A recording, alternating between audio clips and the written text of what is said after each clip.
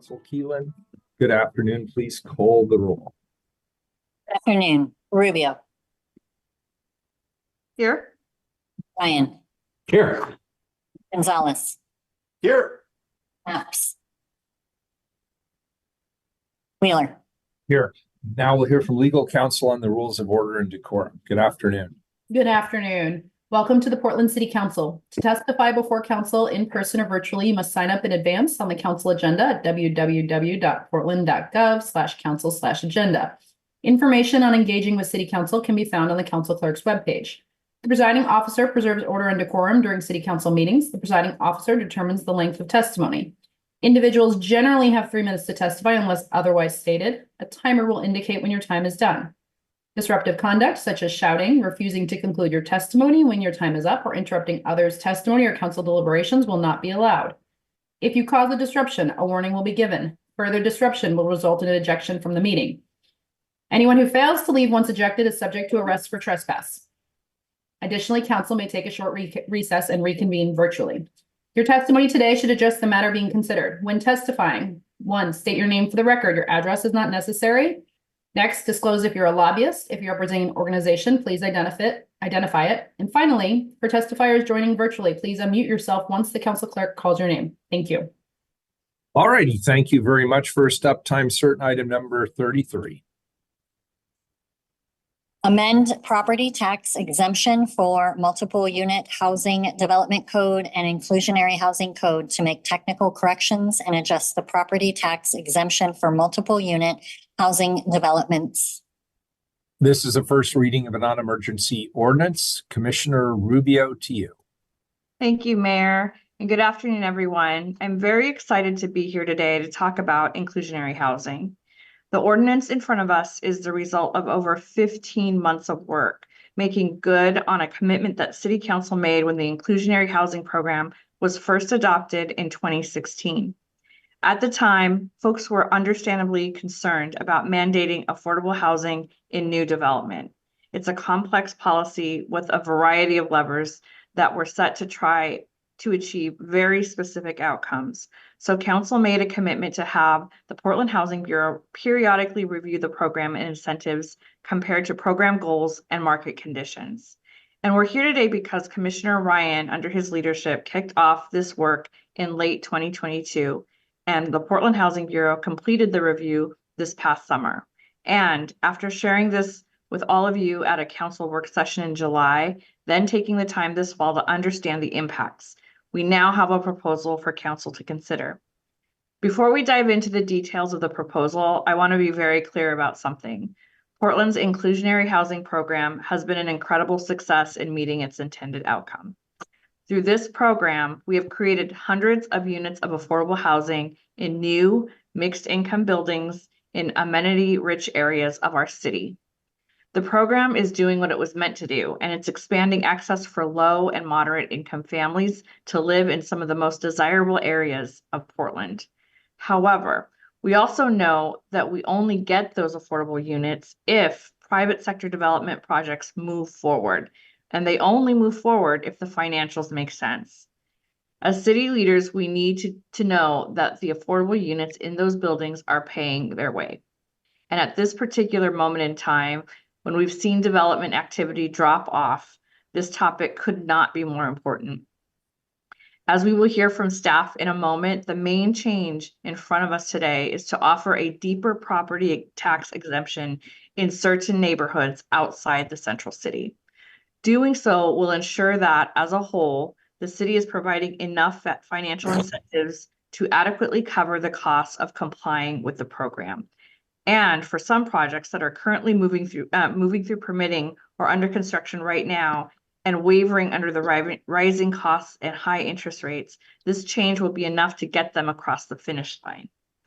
A main goal in doing all of this is to maximize, within available fiscal resources, the number of low-income Portlanders who will be served by such homes. And we're not alone in this.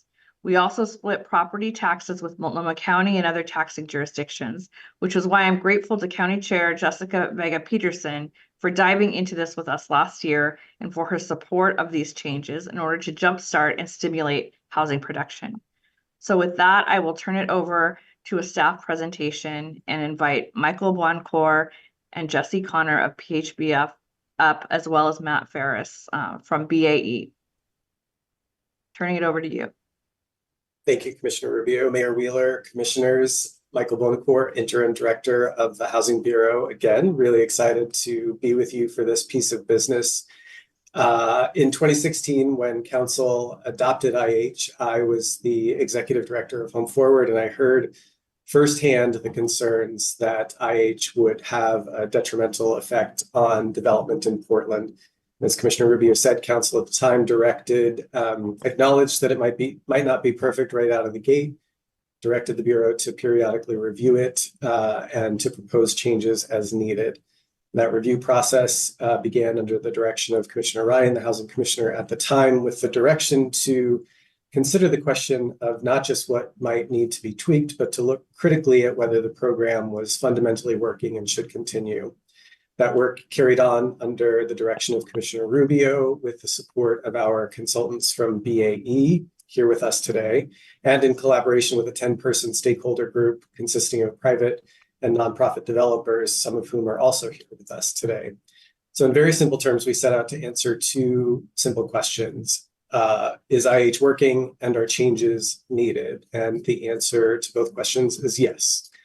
So IH has worked and led to the production of about 1,300 apartments that would not have otherwise been affordable. And yes, there is an opportunity for recalibration and improvement. As you're anticipating, that will look like expanding the program into additional high and medium high rent areas of the central city, clarifying and simplifying some rules, and emphasizing the production of units in the 60% area median income level, where we really need affordability in the market. We knew in developing these recommendations that it was important to fortify a healthy, balanced IH program for the long haul, and also to respond to the moment that we find ourselves in, again, as Commissioner Rubio said, in which the development landscape is challenged, and we need to move aggressively to meet the demands of the housing needs analysis. So these proposed changes reflect, as I said earlier, our collective efforts to use as many tools at our disposal to meet the moment that we're in. What Jesse is about to present represents many months of work by a lot of people.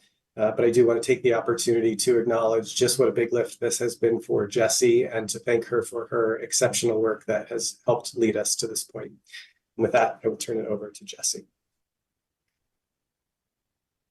Thank you so much, Director.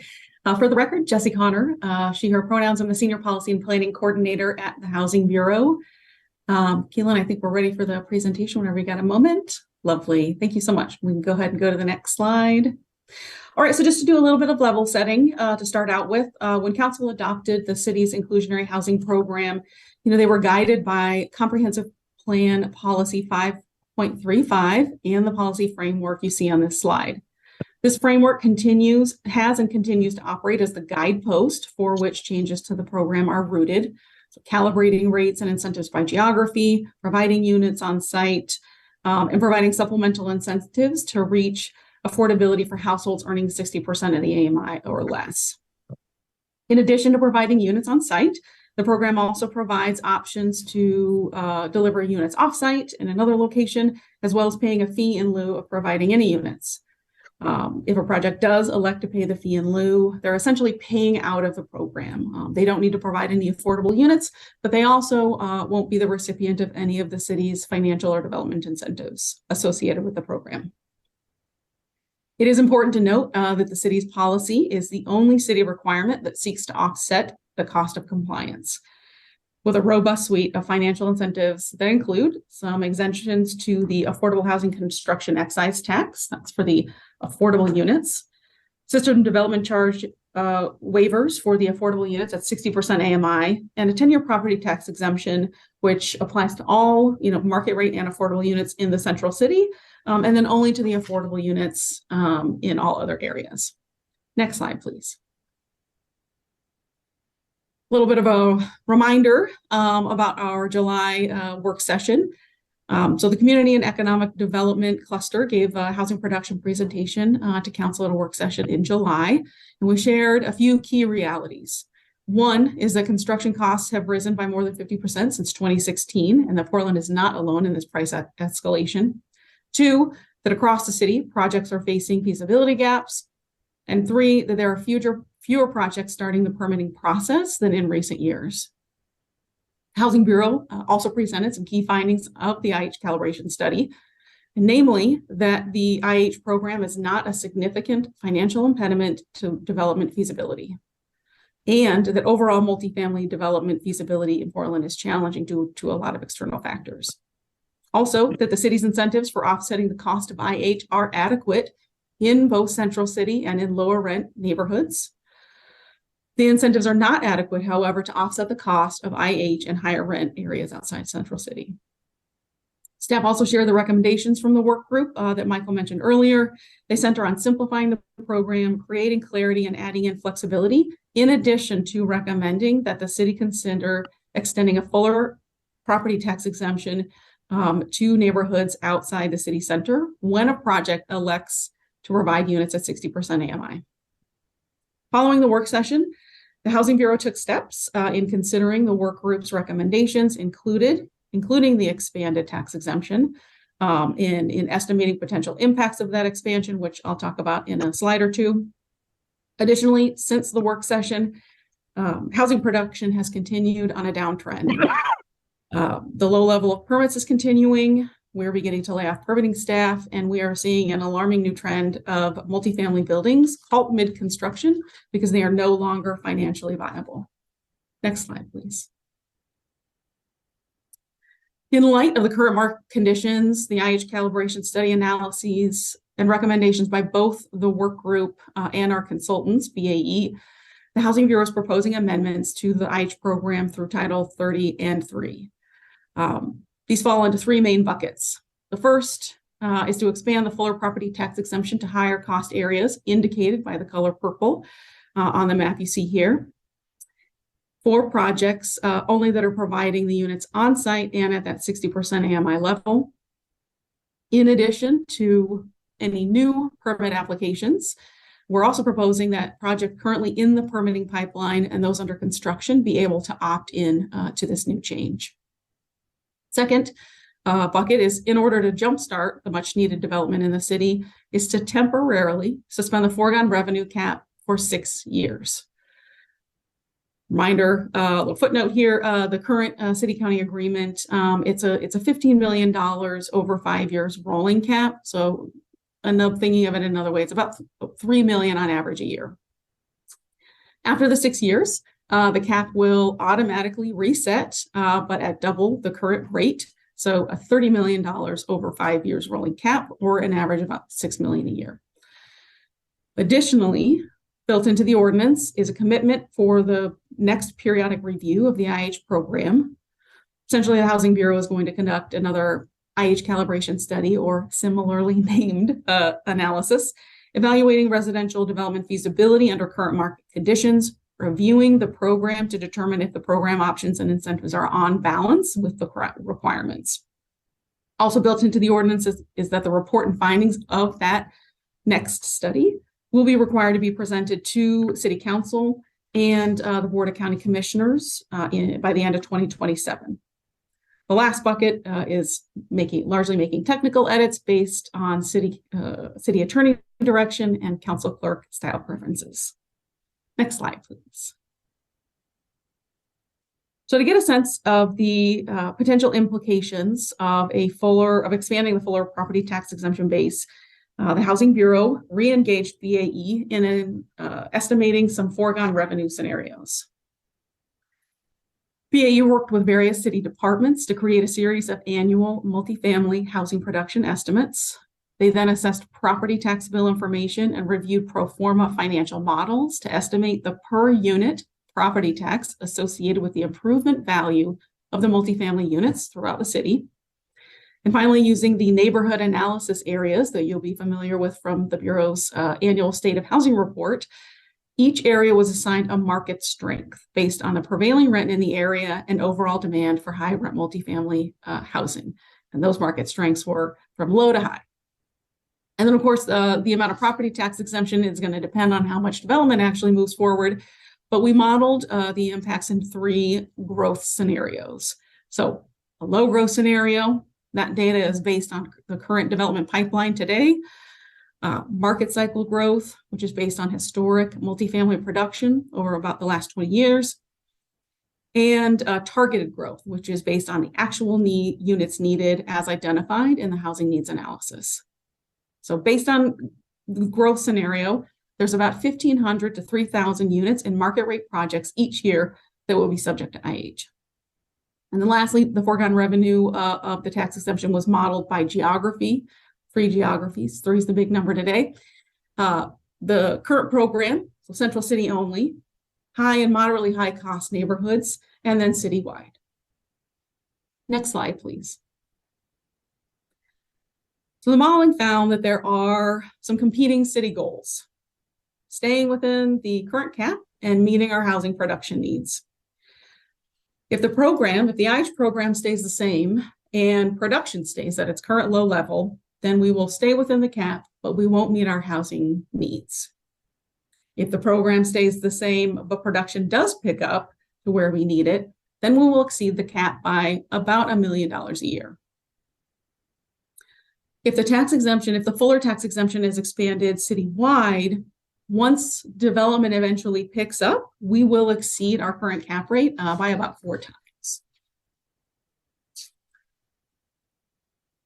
The last scenario of if that full tax exemption is expanded to just the higher cost areas and development improves with a lot of the initiatives the council is taking to achieve our needed growth, then we will exceed the cap by about 2 to 3 times. So overall, under this proposal, the amount of property tax exemption would rise over time from about what we're looking at about $2 million a year to around the $7 million a year range. Next slide. Oop. Well, I can keep going. Oh, there we go. So here's where we are. Here's our next steps. We're here before you today for your briefing and a public hearing. We'll be back on January 31st for your final vote. This is a non-emergency ordinance. Because the proposal includes changes to property taxes, we will be in front of the Board of County Commissioners in February. As I mentioned earlier, PHB will conduct the next calibration study in 2027. And the foregone revenue cap will automatically restate January 1, 2030. Next slide. So this last slide, just to highlight for council, in addition to the proposals before you today, the Bureau is working on incorporating other recommendations made by the work group. Again, these changes, are streamlining the process, simplifying, adding in flexibility, but they'll occur through the Bureau's administrative rulemaking process. This process does require a public notice and a public hearing where interested folks can come and provide testimony. We see them as largely, technical in nature, and I want to once again really extend my appreciation to the work group in really digging into the details of each of these pieces. With that, that is the end of our presentation. I'm happy to turn it back over to Michael and council for questions.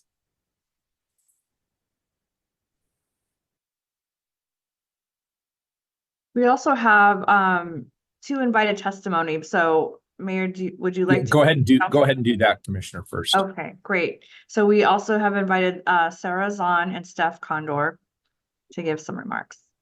They're very familiar with the work, and they were both on PHB's Inclusionary Housing Calibration Study Work Group, where they volunteered their time from November of 2022 to July of 2023 to dive into this with our consultant and develop the recommendations that we've just heard about. So I will turn it over to Sarah and Steph. Steph, do you want me to go first? Okay. Good afternoon, Mayor and Commissioners. My name is Sarah Zahn, and I'm a Director of Development at Security Properties. I've been involved in the development of housing for both nonprofit and private sector organizations here in Portland for nearly 15 years. And my organization, Security Properties, currently has over 500 units of apartments under construction and another 160 units in planning in the city of Portland. As Commissioner Rubio mentioned, I served on the Inclusionary Housing Calibration Study Work Group, and I'm very excited that our recommendations are before you today. I'm happy to say that the group generated ideas that will not only strengthen the program's outcomes in terms of affordable housing units created, but also accelerate our community's ability to develop multifamily housing. In particular, the proposal to extend the property tax exemption beyond the central city zone will help many local companies I know who have projects in planning but cannot quite make the financials work today. To give you a couple of specific examples, the 160 unit project I mentioned earlier will be much better positioned to obtain financing with this tax exemption, allowing security properties to begin construction within the next year. Another local developer, Killian Pacific, has a 100-unit project in planning on Southeast 45th and Hawthorne that they have been trying to launch for the past year, and this expansion will be instrumental in helping that project get off the ground sooner. I want to thank the Portland Housing Bureau staff and Commissioner Rubio and her staff for supporting the work group's efforts. This was a very thorough project that engaged the committee in a meaningful way, resulting in real changes that will support housing production goals. Please pass this important set of changes today. The need for additional housing in Portland is well known, and we have a lot of work ahead of us to build the multifamily housing we need for current and future residents. Thank you for prioritizing housing development, and I look forward to helping implement these changes and ensuring their success.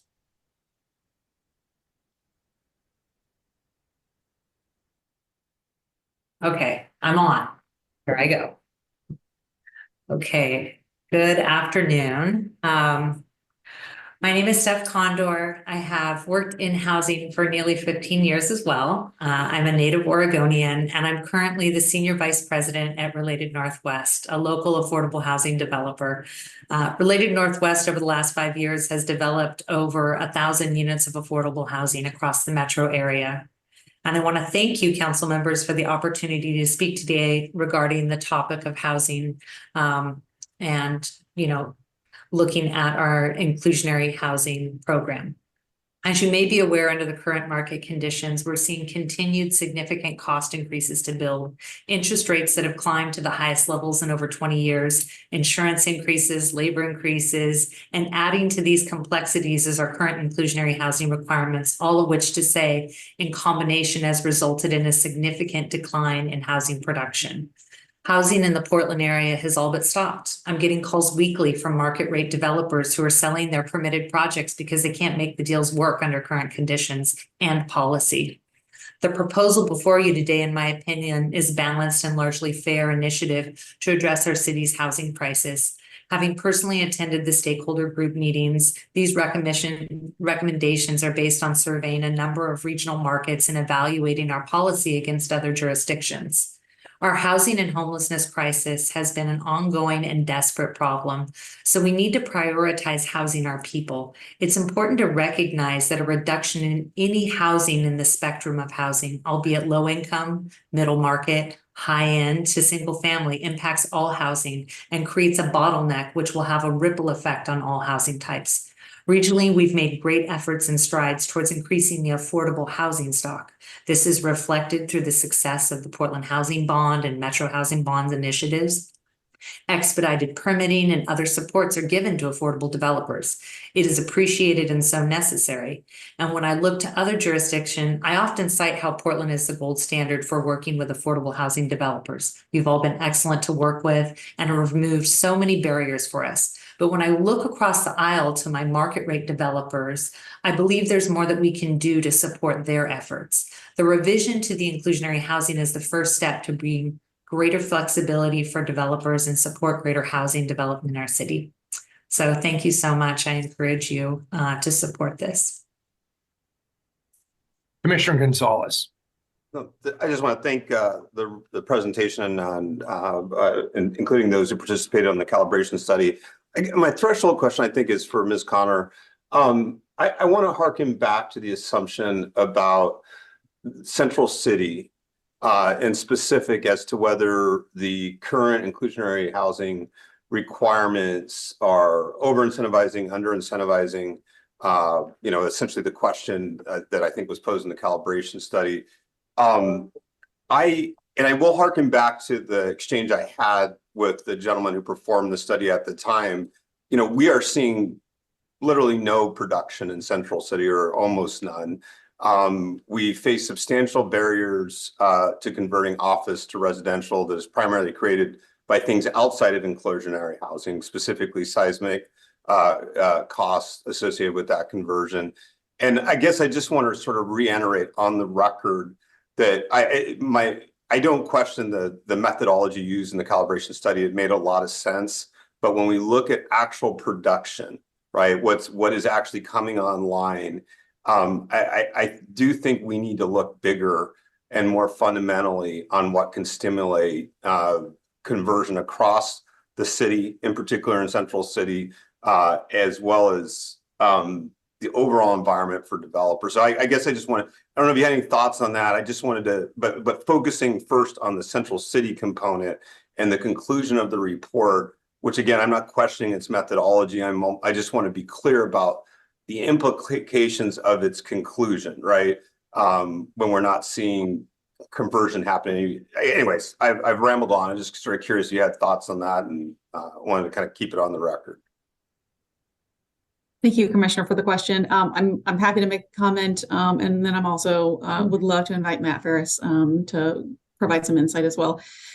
I agree, especially when it comes to conversion projects. We've talked about this before in our briefings.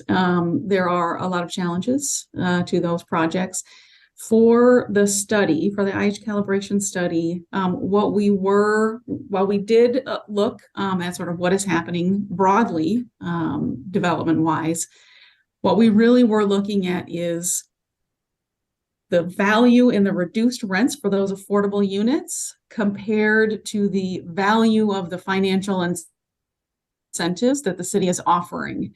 And those were the things that we were looking at on balance, with the Central City getting a tax exemption on all of the residential portions of their building. Matt, did you have any other additional context that you'd like to share? Yeah, Jesse, I honestly think you summarized it perfectly. Commissioner Gonzalez, appreciate the question. And for the record, it's Matt Ferris with BAE Urban Economics. I think Jesse summarized it accurately, which is, I think the goal of this proposal is to, or the study understood and looked at the balance between how is inclusionary housing impacting feasibility and how can we right size the incentives the city is providing so that inclusionary housing, what we're asking for, the impact of that on project value is similar to what we're giving in return. Now, that doesn't address the sort of underlying feasibility challenges that Sarah, Steph, Jesse, Michael have all mentioned with higher construction costs and higher interest rates. I think a lot of that is also being tackled with the housing needs analysis and some of the other stuff we'll be talking about later today. Yeah, I appreciate it. And I guess as much for those listening at home, I support what we're doing today here. I think we need to make space for a deeper, more fundamental discussion on inclusionary housing as a whole. I want to harken back to Ms. Condor's comments that, any reduction in housing production affects all segments of the market, including low income. And we are not on a path right now anywhere close to producing sufficient market housing that has very significant impacts on those trying to rent below market because of just inadequacy of supply overall. And specific to Central City, again, seismic is still just going to kill us even beyond interest rates and inflation.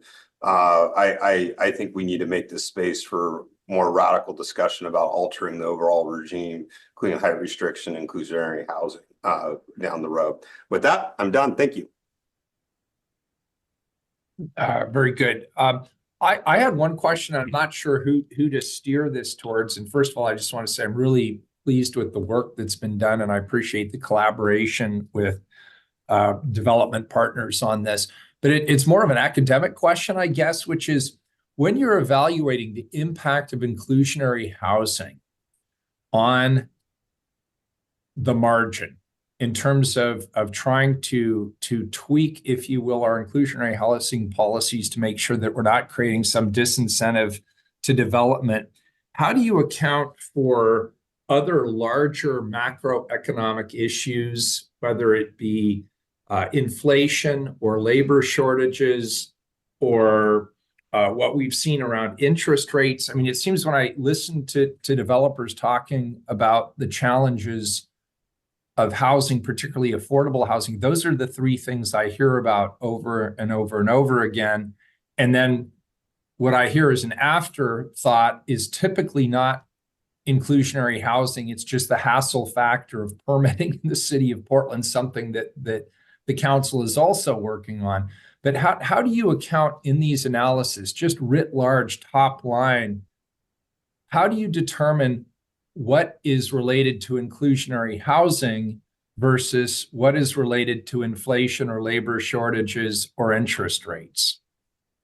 Yeah, thank you, Mr. Mayor. I think from a sort of modeling perspective, the approach we take is to look at what is the cost of building a residential development today in the city of Portland. And that is, again, trying to get at current inflation, current interest rates, current cost increases or cost estimates. Again, to Jesse's presentation, one of the big findings was that it has gotten significantly more expensive over the last 6, 7, 8 years to build in Portland. Again, not that is unique to Portland. So we're accounting for inflation, we're accounting for higher interest rates leading to higher return requirements and less leveraging and lower debt capacity for these projects. So we model, again, the kind of realities of the development process, the development world today. And then we can go into those models and say, okay, inclusionary housing is requiring that 10 of these units are rented at lower rates. What is that relative impact of those lower rent units on the overarching feasibility of the project?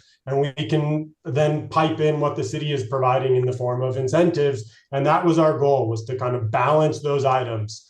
We are also in a kind of a separate but tangential analysis talking about some of the other external factors to inclusionary housing that are influencing the high cost of housing production, which again, I don't want to jump too far to other conversations, but there is an exploration around what some of those external factors like interest rates, inflation, having less GC or general contractor firms, less bids coming in, that all of those things can lower the cost of construction. But we modeled feasibility today, and again, wanted to understand the nuances of the impact of inclusionary housing and what the city's offering in the form of. Okay, and let me just get at sort of a basic question, and I'm for this. I mean, just in terms of higher order needs, housing comes first.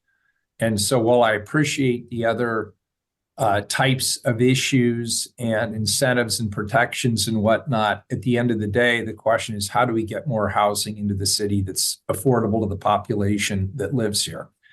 And so I appreciate all this, but I guess I'm just trying to understand exactly how the hydraulics of this work. Would it be fair to say that to some degree what we're doing here is we are helping developers overcome some of those other macroeconomic issues by reducing our requirements around inclusionary housing to help bring the costs down and back into alignment where the deals can be done, the capital can be raised, the employees can be hired, and the projects can be completed? Is that what we're doing here? Happy to take a first stab again. I mean, I think in essence, yes. I think we're trying to make sure that inclusionary housing and the city or the inclusionary housing policy is not making it more infeasible for traditional market rate development to move forward. Okay, and then last part of this then, just to finish my logic chain. So we are making a judgment call that while we are reducing the inclusionary housing opportunities, if you will, the number of units that would be developed under inclusionary housing, we believe that would be more than compensated for by increased housing development overall. Is that sort of the calculation we're making here? I want to make a small clarification to that, Mayor. Sure. Yeah, absolutely. So what we are doing is we're not reducing the inclusionary housing requirement. We're maintaining one of the program's goals at incentivizing the deeply affordable units at 60% AMI. What we are doing is recognizing that to provide those units and to just bring the program back into balance in certain neighborhoods, MLK Alberta, Hawthorne Division, Northwest. Outside of the central city. Yep, outside the central Okay. city, the city is not doing our job in providing the incentives to balance out those things. So we are offering the offset package that is needed to get those units to jumpstart housing production and hopefully send some positive signals to the market that the city is invested in housing and we are hoping to move a bunch of projects in the pipeline and any stalled projects back moving. Okay, and I take it then, and I promise I'll shut up after this. We have a couple of long items ahead of us, but I take it from our invited testimony that the assumption on the part of affordable housing developers is that if the council supports these policies, they would be more likely to develop units in Portland. Is that a fair statement? And Sarah, I don't want to put words in your mouth, but is that basically your testimony? And Steph? Yeah, thanks, Mr. Mayor. Yes, I think from our perspective, rather than looking for projects in other jurisdictions or in other municipalities, this incentive, as we've discussed it, is a calibration issue of providing adequate offsets for us to provide the affordable housing within market rate developments to keep us engaged in seeking and developing projects in the city of Portland. Now, I agree with you. There are many other barriers out there in the current market situation that we are needing to overcome at a market standpoint. But within the control and purview of the city, this is an important step so that the way I think about it is we want to be at the starting gate when the market allows us to begin or to develop at a more accurate or adequate pace as, you know, the other market forces sort of open development back up. We don't want to be 500 yards behind the starting gate. Okay, that's really helpful, Sarah. Thank you. I appreciate that. Thank you. And I'll see now if anybody else has any other questions. Keelan, do we have public testimony on this item? We have 4 people signed up. All righty. First up, we have Michael Anderson.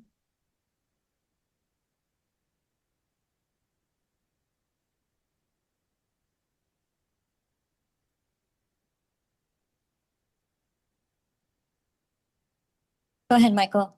Oh, sorry, I didn't hear in the transition. Thank you, Mr. Mayor and Commissioners. My name is Michael Anderson. I'm a senior researcher for Sightline Institute. We're a sustainability think tank. We think cities are good and that anyone who wants to live or remain in a city should get to. As a result, I've been an inclusionary housing nerd since 2013. I was honored to serve with Sarah and Steph on the work group kicked off by Commissioner Ryan and seen through by Commissioner Rubio. Mr. Mayor, you just asked what we're doing here today. Here's how I put it.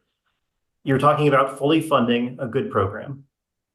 I'm here today in support of that funding while also redirecting that funding specifically, as Jesse said, toward the 60% AMI housing that markets will generally fail to produce or maintain in these high opportunity neighborhoods.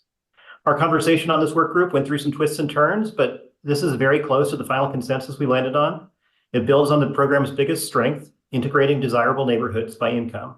It fixes the program's biggest problem. Outside the central city, it's been underfunded, leading it to underproduce. And I was delighted to learn during this calibration study that fully funding inclusionary housing is also a fiscal bargain. It's a good deal.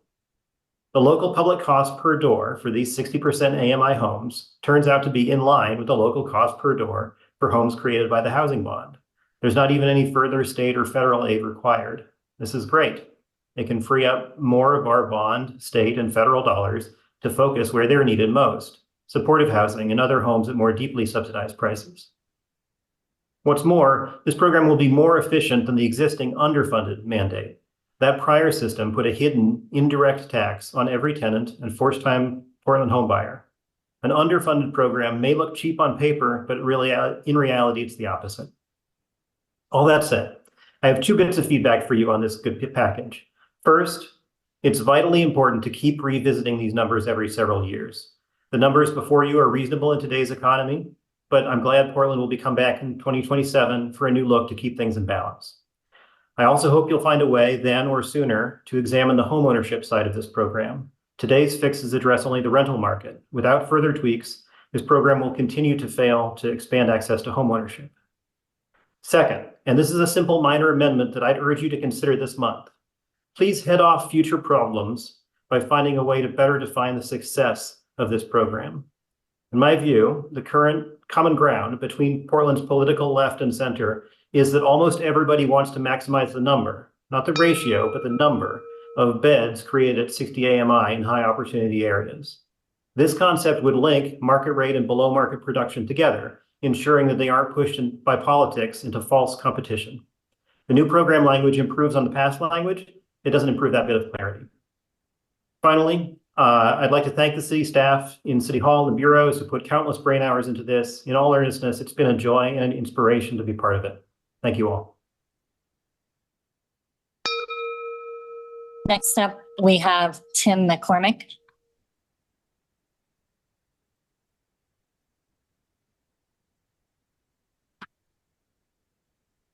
Tim, you're muted. Unmute. Okay, can you hear me now? Can you hear me now? We can hear you. Yes, loud and clear. Good afternoon, Mayor and Council members. My name is Tim McCormick. I'm Director of Housing Alternatives Network, also a contributor writer at Sightline Institute.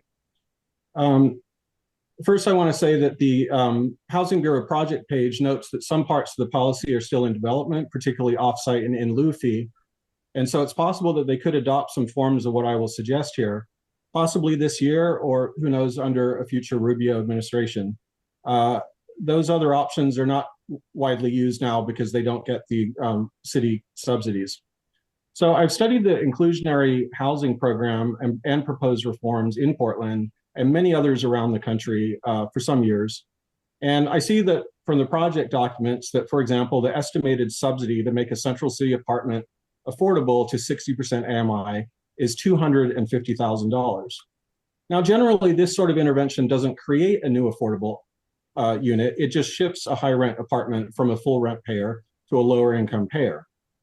Now, what I'm kind of wondering is, who is this guy or household of below average income who insists on being put in brand new high-end downtown building? You know, I've been in a lot of these buildings for work, and to be honest, there is a lot of Californian happening there. There are a lot of yappy dogs, and they seem to live mostly on DoorDash deliveries. And frankly, they have a lot of needs, and they really need full wraparound services. And I'm not totally sure it's the best environment that I, for example, as a low-income and unhoused Portlander would choose. I'd probably rather not live at a location chosen for, filled with, designed and run for people much richer than me. I'd like housing that's oriented to me. But more to the point, I wonder, is switching the tenant at that luxury unit the best thing to do with $250,000 of public subsidy? I keep hearing that we have a shortage of 20 or 30,000 homes in Portland, and we have mass homelessness pervasively in the central city. So what I wonder is, what if we had a process that openly asked, how best can we address city housing priorities with available resources? So for example, in recent years, we saw a big drop off in ADU production when a $20,000 SDCV was restored. So apparently, we likely have maybe thousands of new homes incentible for as little as $20,000, not $250,000. I wonder what other such low-hanging fruit are there out there if we had a process truly incented to find and prefer them and to use public resources for the greatest impact? What if we openly invited and compared all proposals and looked equally at other building types and approaches? So sorry. That was me falling off the cliff. No. Anyway, the good news is not all hope is lost. Are you still hearing me? Because I have been developing a project over the last year in discussion with Sightline and DLCD. We could call it the Oregon Open Housing Platform. And in my testimony this afternoon, I'll talk more about that. Thank you. Thank you, Tim. Next up, we have Jesse Ledesma.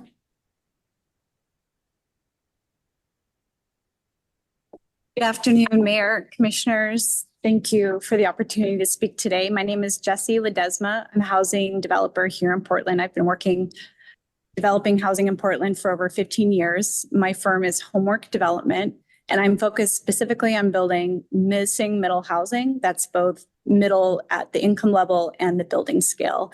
And it's one of the most difficult building types to develop because of the lack of resources and the higher construction costs and loss of efficiency versus high-rise construction. And I'm testifying today in enthusiastic support of the proposed amendment to the inclusionary housing and multi-programs proposed in the ordinance today. And I just really want to commend Commissioner Rubio's office and the Portland Housing Bureau staff, as well as the IH recalibration work group, for putting in so much time and effort and analysis and honoring their commitment to evaluating the inclusionary housing program. As a developer out here actively trying to develop 3 middle income housing projects in the Inner East Side, I can tell you from firsthand experience that the proposed changes to the multi on the docket today make a meaningful and real difference in development feasibility and essentially get these projects over the hurdle of being able to finance and close and start construction during a time when we need it the most. So I really appreciate everyone's efforts, and I urge you to pass the ordinance today. Thank you. Thank you. Next up, we have Jonathan Greenwood. Hello, my name is Jonathan Greenwood, and I am a member of Portland Neighbors Welcome, though I am speaking as a private citizen. I would like to say I support Measure 33. First, we should maintain SDC waivers and the construction excise tax exemption. We should be fighting for affordable dense units at or below 60% MFI, and therefore the SDC program should remain for developments that achieve this. Second, maintain the existing property tax abatement program in Central City. This would help developers provide dense, affordable housing and offset their costs incurred from reduced rents in low-income units. Third, consider extending the property tax abatement program to markets outside of the Central City. The goal would be to incentivize more low-income dense housing outside of the city center so all neighborhoods can contribute to housing everyone. I would like to state here as a private citizen that my whole being is behind making Portland a better place where everyone can live happily and not have to worry about housing prices. We must build more dense, affordable housing. And this is not just needed in the Central City, it is needed citywide. Finally, I would be remiss to not state that we need much more robust public transit to serve our whole city. I would love to see streetcars down Lombard, MLK, Sandy, 82nd, 122nd, a properly designed Southwest Max line, and Max into Vancouver. Can you imagine such a beautiful city? I can. Thank you. Thank you.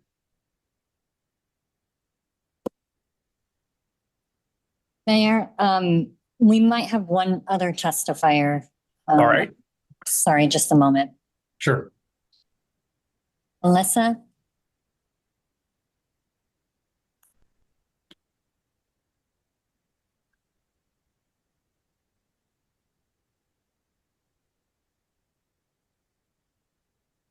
Sorry. Melissa, did you want to testify on this item as well? Oh, sorry. No, am I on the agenda for a different item? Yes. Okay, I'll wait. I'm sorry. Thank you.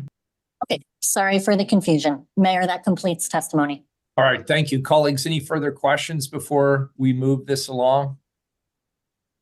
All right, very good. I want to thank Commissioner Rubio and the staff at PhD. I also want to just underscore what Commissioner Rubio said up front, that this is a partnership. And so I want to recognize Chairwoman Vega Peterson and her team for their collaboration and alignment on this opportunity to expand multi and drive more housing production.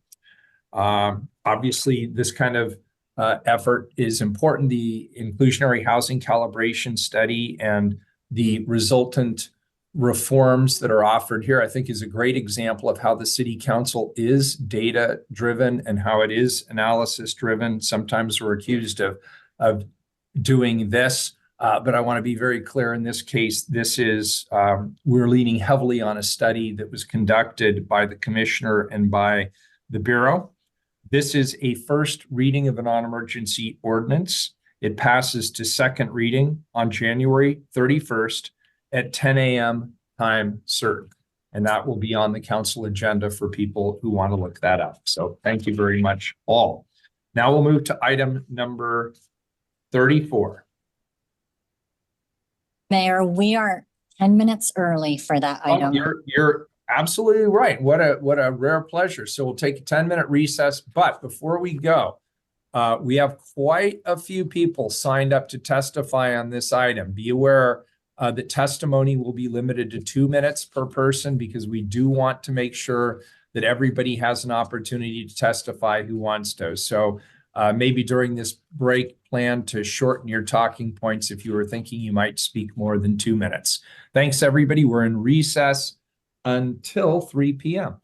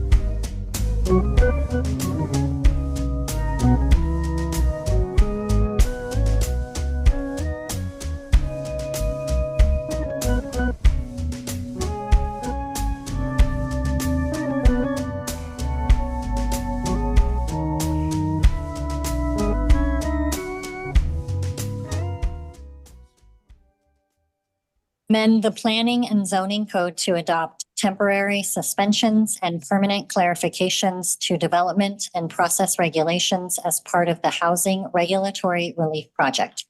Colleagues, we're now holding a hearing on the Housing Regulatory Relief Project. This project is being brought to us by the Bureau of Planning and Sustainability as well as the Planning Commission. We'll first hear a presentation from staff and the Planning Commission Chair. Then commissioners will have an opportunity to move amendments before we open the floor for public testimony. I'll now invite Commissioner Rubio to give her opening remarks. Commissioner Rubio. Thank you, Mayor. In front of us today is a piece of land legislation that has been 11 months in the making. And for those of you who know land use, that is about as close to a sprint as you can get under Oregon's legal system. And last spring, I asked the bureaus to send a survey to our local development community stakeholders, asking them what local codes and rules were making it more expensive and challenging to build housing in Portland. And we received hundreds of submissions. Then began the work of digging into the feedback and pulling together a list of potential codes and rules to consider changing. We had a consultant unpack some of the costs for us, and BPS put out an initial proposal last summer, which the Planning Commission dug into this past fall. Changing development rules is not easy business. Each of those rules was put in place for a certain reason and with input from external and internal stakeholders to address a problem or advance a priority, most of which are the types of things we can all agree are worth advancing. but the Planning Commission understood the concern around the impacts to those to housing production and wrestled with that tension. And for that, I'm very grateful. In front of us today is the Planning Commission's recommendation to this elected body. As staff, they will share that it addresses 15 issues that together will help move the needle on housing production. This package is not the first and certainly not the last thing we will do to address the housing shortage. We just discussed a multi-million-dollar proposal for updating the inclusionary housing program, and we're already at work to develop a longer list of commitments for future actions as part of our housing production strategy. But this is one of the biggest things that council can do this year to take a meaningful step forward and show that Portland is serious about building more housing. And with that, I'd like to introduce the team at the Bureau of Planning and Sustainability to walk us through the proposal and potential amendments before we take public testimony. So I will invite up Sandra Wood, Phil Namany, and also Mary Rain O'Meara, Planning Commission Chair. Great. Thank you so much, Commissioner Rubio. My name is Sandra Wood. I am a principal planner here at the Bureau of Planning and Sustainability, and I use she, her pronouns. With me is Phil Namany, who's a project manager for this project, and Patricia Diefender for our chief planners here also for questions. So Phil and I will give a presentation today. Keelan, if you could start the presentation, please, and then we'll hand it off to our Planning Commission Chair. Next slide, please. As Commissioner Rubio said, we're here to hold a hearing for the Housing Regulatory Relief Project. The intent of this project is to reduce the cost of building housing in Portland and to increase housing production. The proposal is actually quite simple. It temporarily suspends some zoning code rules for a period of 5 years. While we were in those code sections, we took advantage and made some permanent clarifications to the rules also. So you'll see that in the package. The new rules usually apply to new permits coming in the door, and that's the case here. But the ordinance also includes a directive that allows development proposals that are in the pipeline to take advantage of these provisions too. And Phil will share a little more details about that. Next, please. There are several sources we drew from to identify the issues to address. Among them was a survey that Commissioner Rubio mentioned that was done in 2023. We also looked at issues that the Inclusionary Housing Calibration Study Stakeholder Group discussed in a memo last summer. We looked at the preliminary findings from a study that looked at the cost of some regulations that was conducted by BAE Urban Economics. In the meantime, we're actively engaged in Governor Kotek's Housing Production Advisory Committee. And of course, our Bureau is working on the housing needs analysis that you heard about in December and the housing production strategy. And those are kind of long-term actions as opposed to this one, which is a short-term action. As far as the project timeline, we published our original proposal to the Planning Commission in September of last year. The Planning Commission met 4 times on this project, and you'll hear from Chair O'Mara about that in a bit. And of course, we're here today for the public hearing. Next.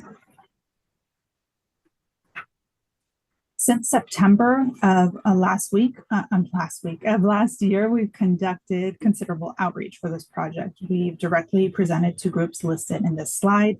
We sent official notice to 300 individuals and organizations, and in addition, publicized both the Planning Commission meeting and the City Council meeting to over 9,000 people in our newsletters and in BDS's, which is Bureau of Development Services Plans Examiner. Finally, we sent an email to all the recipients of the Housing Production Survey. Also, that was an additional 3,000 people. Next, please. I'm going to take the next few slides to describe a little bit of the economics, which I think you just had a conversation about and have had. Before Phil shares the proposals, just to kind of get us oriented to the issue. The intent of this project is to close the development feasibility gap shown in the red on this slide that was borrowed from the council work session that you held in July. The blue column, which is the funding on the far left, shows where funding for development comes from.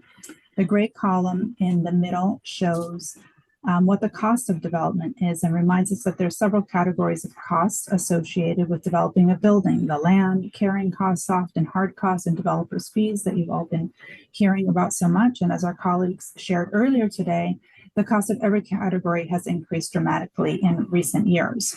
The far right column shows in red that there's a development feasibility gap when you compare the cost of development with what the market can bear. Next, please. Oh, there you go. There's the words on that slide. Next, please. Thank you. In July's work session, economists share that in today's market, costs either have to come down or rents have to go up. More likely, it's a combination of both. They pointed to several market actions that could help make development more financially feasible. Those are listed on the slide. They also pointed to city actions that could help, such as incentives, reducing time for permit approvals, and reducing code requirements were suggested. And that's what this project is about. Next, please.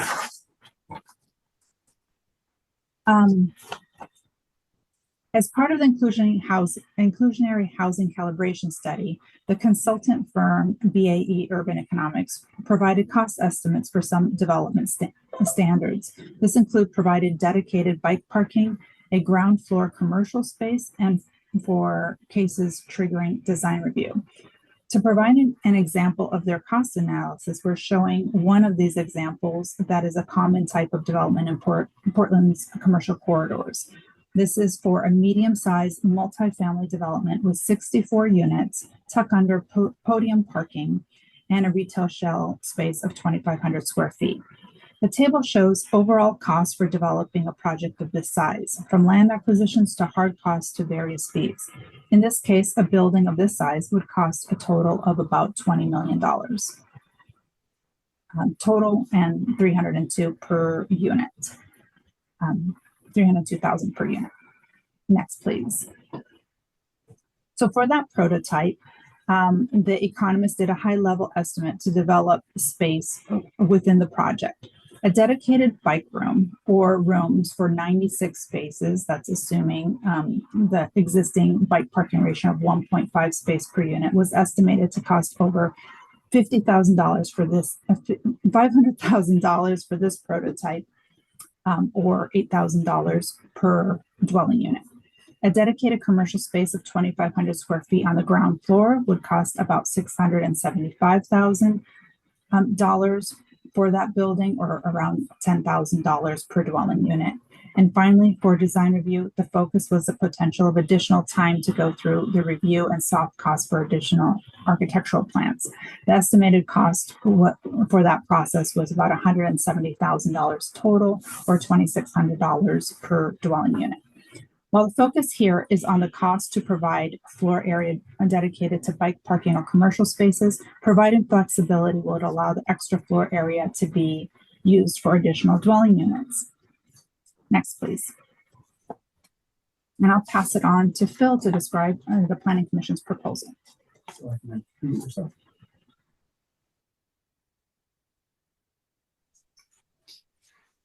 Thank you, Sandra. And Mayor, did you mute yourself? There you go. Okay, sorry about that. Mayor Wheeler and Commissioners, Phil Namany with Bureau of Planning and Sustainability for the record. So this slide shows the 15 issues that we focused on with this proposal.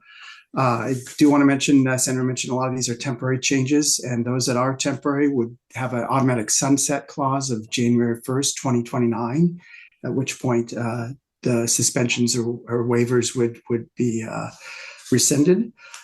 Most of these cases, the suspension would apply only when development is proposing residential uses. The ones that are in bold on this slide are the ones that we have heard more testimony on, that we want to go into a little more detail as we present through the proposal here. I do want to mention that the initial proposal had 16 issues under the Central City focus. There was also a review of the bird safe glazing provisions. That was something that the Planning Commission did not move forward with the recommendation on. But I do want to show that these proposals kind of straddle the line between development standards and some of our process processing of certain timelines and things like that. Next slide. So I want to start with the bicycle parking. I do want to mention that bicycle parking was the #1 thing that was identified in the survey back in the results in March. The slide shows the different amendments. We are proposing both a set of temporary amendments or temporary reductions as well as a permanent clarification. First off, we are temporarily reducing the number of long-term bike parking ratio for residential uses from 1.5 space per unit to 1 if you're downtown or close in to downtown, and then from 1.1 to 0.7 if you're further out. We're also temporarily removing the requirement that larger bike rooms have large bike spaces or cargo bike spaces set aside. And then lastly, there are some provisions that apply when some of the bike parking is placed within the dwelling unit. We do allow up to 50% of our bike parking spaces to be in a dwelling unit, but they have some very prescriptive standards that apply. And we are proposing to permanently remove the standards that require that the bike parking be in an alcove in the unit and that it be close to the front door. This was found to provide some confusion and also create issues when permits were being reviewed. Our hope on this is that these standards will free up some additional space in development to potentially put other units or other types of features for the housing projects. Next slide. We're proposing several temporary changes to the ground floor height and ground floor active use standards. In our base zones, we actually do have a lot of standards that regulate how the ground floor is treated, but in many of our plan districts and overlay zones, we actually have a higher level of standards. The BAE report on this did show that the cost, as Sandra mentioned, can increase the overall cost of the project and often gets passed on to costs by unit, especially if that ground floor space remains vacant. What we are looking to do is provide 3 sets of temporary suspensions. The first one would be to remove any kind of special use limitations that require ground floor in certain areas to have certain commercial space or to not allow dwelling units on the ground floor. This would apply in the central city as well as in specific overlay zones and some plan districts. We are also amending the requirement that the ground floor have a certain height within some of the plan districts outside of the central city. In the central city, we are keeping that requirement. And then third, we are reducing the additional ground floor window requirements that apply in some of the plan districts. So they would only be subject to those in the base commercial zones. We think that being more flexible on the placement of this ground floor units in the commercial space can also reduce the prevalence of vacant commercial spaces and can allow for conversion of some of these spaces to residential units, especially downtown. Next slide. I did want to show, because I think there may be some testimony about the design of the ground floor and how that works. I did want to provide just some examples of different treatments that occur on the ground floor depending on what is proposed.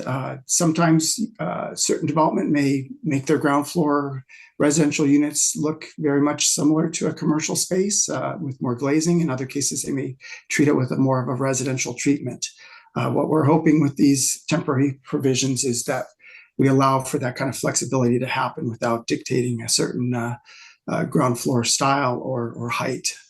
Next slide.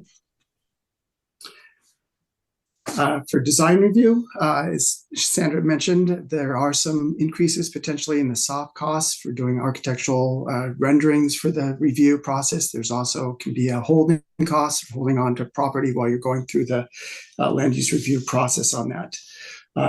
Design review does get triggered for most projects in the central city.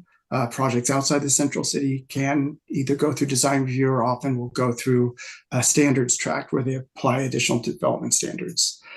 The amendments that we are proposing, or that the Plan Commission proposed, have 2 temporary changes for projects that include housing. That allows folks to go through a lower level design review. Essentially, if a project normally would go through a type 3 design review that has a hearing, they would be allowed to go through a type 2 staff design review process. And similarly, if something normally went through a type 2 staff process, they could choose a type 1X process, which removes the ability for a local appeal. The lowering level of that review could reduce some of the time and prep costs required for a design hearing. Next slide. Eco roof requirements apply to new buildings over 20,000 square feet in the central city. And projects must go through an adjustment or modification in order to alter the requirement that is in the current code. The amendment that's proposed would allow solar panels to take the place of the eco roof without triggering that requirement for a modification or an adjustment. And the intent here is to increase flexibility without triggering further review. Next slide.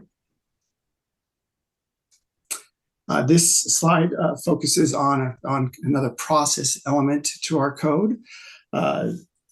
This has to do with the neighborhood contact process. This is a process that occurs prior to anybody submitting a permit or a land use review. It's a notification and communication process, and that occurs outside of the formal land use process.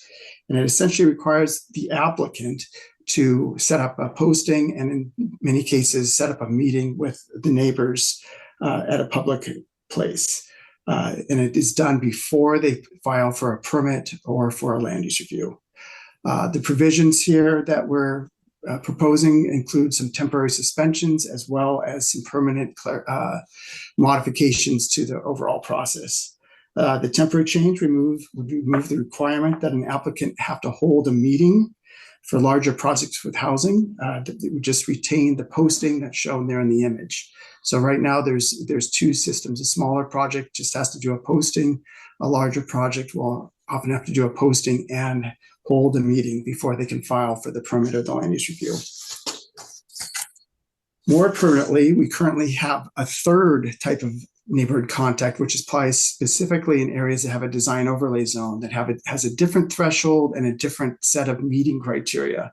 What this package is doing is proposing to consolidate that third option into the first two options so that there isn't necessarily a difference between a proposal in the design overlay or outside of design overlay. They would meet either the posting or the posting in the meeting. And since the meeting would potentially be suspended for the next 5 years, this would really only play out once that meeting suspension was rescinded. Once again, the intent in this case is to temporarily remove some potential time constraints to getting permits in with the city. Next slide. So those were sort of a highlight of a few of the 15 items there that are in the package. I think there's maybe some testimony that's been received through the written map app, and also potentially there'll be some folks that testify here at the hearing. But I did want to mention that in addition to the code changes, there are two ordinance directives that are at the end of the ordinance that provide some additional flexibility specifically to projects that are already in the pipeline or under review. First off, we are going to have a directive that would allow projects that are already submitted for review but haven't been completed yet to potentially take advantage of some of the code waivers that are being proposed. And these include the provision to require non-conforming upgrades. It would allow existing projects to reduce the bike parking per the suspension. It would allow a reduction in the loading spaces, which we didn't really talk about, but is a minor item. It would allow some allowances so that the ground floor use could be used for residential, and it would allow people to use the new process for central city master plans or the amendments to those. In addition, we have expiration dates for existing land use reviews. We had an extension that was granted during the COVID emergency. That extension expired this past January, just a few days ago. And we have another directive that would allow existing land use appeals that would have expired to have until March 1st, 2025 to get their permits issued. We have heard from several applicants and architects that they are waiting for financing that they are getting close, but they are at risk of losing their land use approval. And so this would grant them some additional time. It provides opportunity so they don't have to reapply for the review and start the process all over again. Next slide. We have a lot of folks that are here testify in person, but we've also received a considerable amount of testimony in our map app. When this was first set up, this slide, we had well over 100. Now, I believe we've passed the 200 pieces of testimony that have been submitted since December 20th. I just wanted to highlight a few things that are some of the themes. Probably the majority of the pieces of testimony are related to the eco-roof suspension and bird safe glazing suspension. As I mentioned earlier, the Planning Commission kind of changed some of those, and their ultimate recommendation was to not put in a bird safe glazing suspension and to modify the eco-roof so that the eco-roof is only suspended if they're doing a solar array. So there was a lot of testimony that's already come in supporting what the Planning Commission landed on there. Some of the other things that have come up, there's some concern, of course, about reducing some of the requirements for the ground floor and how that impacts the interaction between the sidewalk level of buildings and the public realm. There's some concerns over reducing the ability for neighborhoods to have an initial input into a project even before it's filed. There's been a little bit of concern about some of the bike parking changes and a desire to maybe have a more long-term conversation about how bike parking is addressed. But finally, there has been quite a few pieces of testimony that has a general support for these amendments as they are recommended here by the Planning Commission, and support to move forward on these sooner than later. Next slide. I think we said at the very beginning here that this package of amendments is one piece of a very large, holistic, citywide effort to increase opportunities for housing. This just kind of touches on a few of those. I think what we're showing here is both zoning code changes that are in the pipeline, as well as a lot of other things. We just heard from the Housing Bureau that they're revising some of their rules that apply to the inclusionary housing program. This shows, the zoning code changes. We're in the middle of doing a regulatory improvement package. We have a land division code update that is moving forward that would create a more streamlined way to divide land. Last month, you heard about the housing needs analysis, which is going to lead to a housing production strategy. And we anticipate that that will also have several code amendments and potentially some map amendments to further encourage a variety of housing. The rest of these things are items that other bureaus and offices are working on. They can impact some of the financial incentives, the fees that are applied to these projects, as well as the permit improvement task force that's being done at Bureau of Development Services. So there's a lot of things going on here, and I would say that this housing regulatory relief is not intended to be the final say on this, but it's just a piece of the puzzle. With that, I'm going to pass it on to Sandra for the next slide. Great, thank you, Phil. So to reiterate, the Planning Commission's recommendation is that the City Council adopt the recommended draft and amend Title 33, which is the Planning and Zoning title of City Code, to as shown in the recommended draft. But we wanted to share a few more slides about, because you received two memos containing potential amendments to the Planning Commission's recommendations. I'll explain the amendments in these slides, but later the commissioners will move and second them to get them on the table before testimony is taken on them. Next slide, please. This first set of amendments is from Commissioner Rubio, who provided 3 amendment requests to staff last week. The first amendment is to add some technical changes and clarifications to the inclusionary housing chapter in the zoning code to align with the Housing Bureau's work and revisions to state code. The second amendment is a technical amendment that clarifies the ground floor window standards in the central city. The third amendment is an additional temporary option for design review of affordable housing projects. This would allow a project that is normally subject to a type 3 design review with a hearing to elect to go through either a type 2 or a type 1X, both of which are staff reviews. It also eliminates the requirement that a design advice request before the design commission is held for those administrative reviews. Next slide, please. This slide shows that Commissioner Gonzalez also provided staff with 3 amendment requests. So we're calling these amendments number 4, 5, and 6. Number 4 is temporarily suspending the bird safe glazing requirements in the zoning code. Those glazing requirements apply along the Willamette River and in the central city. Amendment number 5 is to revise the Planning Commission's recommendation on eco roofs in the central city to temporarily suspend the requirement. And amendment number 6 is to remove the 35-day advance notice requirement of neighborhood contact posting and communication. So everything else remains from the Planning Commission recommendation, except the deadline of having to provide that notification 35 days before submitting permits or land use reviews to the city. Next, please.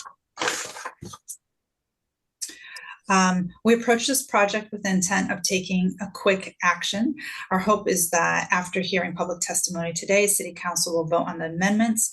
We would then return on January 24th with updated documents, and then for passing to second reading and a final vote on January 31st with an effective date of March 1st of this year, which is 30 days after the vote.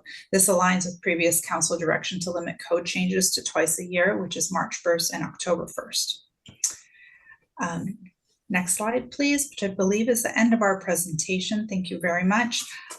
Before we pass it on back to the mayor, I'd like to introduce Planning Commissioner Chair Mary Reyno Mara, who will speak to the commission's recommendations and share some of the deliberations that took place there. Thank you. Thank you so much. Stop with the slideshow now. Bill and Sandra, good afternoon, Mayor Wheeler and commissioners. My name is Mary Reyno Mara, and I am pleased to serve as the chair of the City of Portland Planning Commission. I'm also very pleased to bring forward today our recommendation on behalf of the commission to adopt the Housing Regulatory Relief Package, which includes the 3 amendments that we've proposed and have been approved by the commission. So as has been presented, the intent of the Housing Regulatory Relief Project seeks to minimize barriers to housing production across all income levels and throughout the city of Portland. As the recently adopted housing needs analysis for the city of Portland documents, we need to produce just over 120,000 units of new housing in the city by 2045, with over half of those homes being affordable to households earning 80% of area median income and below.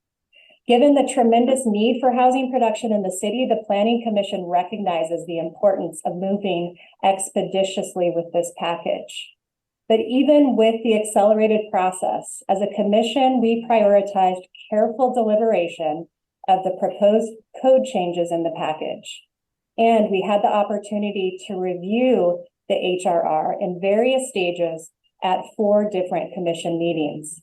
One of these meetings was scheduled as an additional work session for the commission to discuss amendment options and impacts of these proposed code changes. Important to our consideration of the package was the tremendous amount of public testimony we received, including 220 pieces of written testimony and over 30 people who showed up to testify in person at the Planning Commission hearing. The themes of the testimony we received carried forward into those represented in our proposed amendments. Namely, how do we balance the needs of swift housing production with careful consideration of ecologic and community impacts that our code embodies? In our deliberations as a commission, we had counter proposals that resulted in split votes of 4-4 on the eco roof and bird safe glazing provisions. But we did reach majority agreement in the amendments that we are proposing in the draft presented for your approval.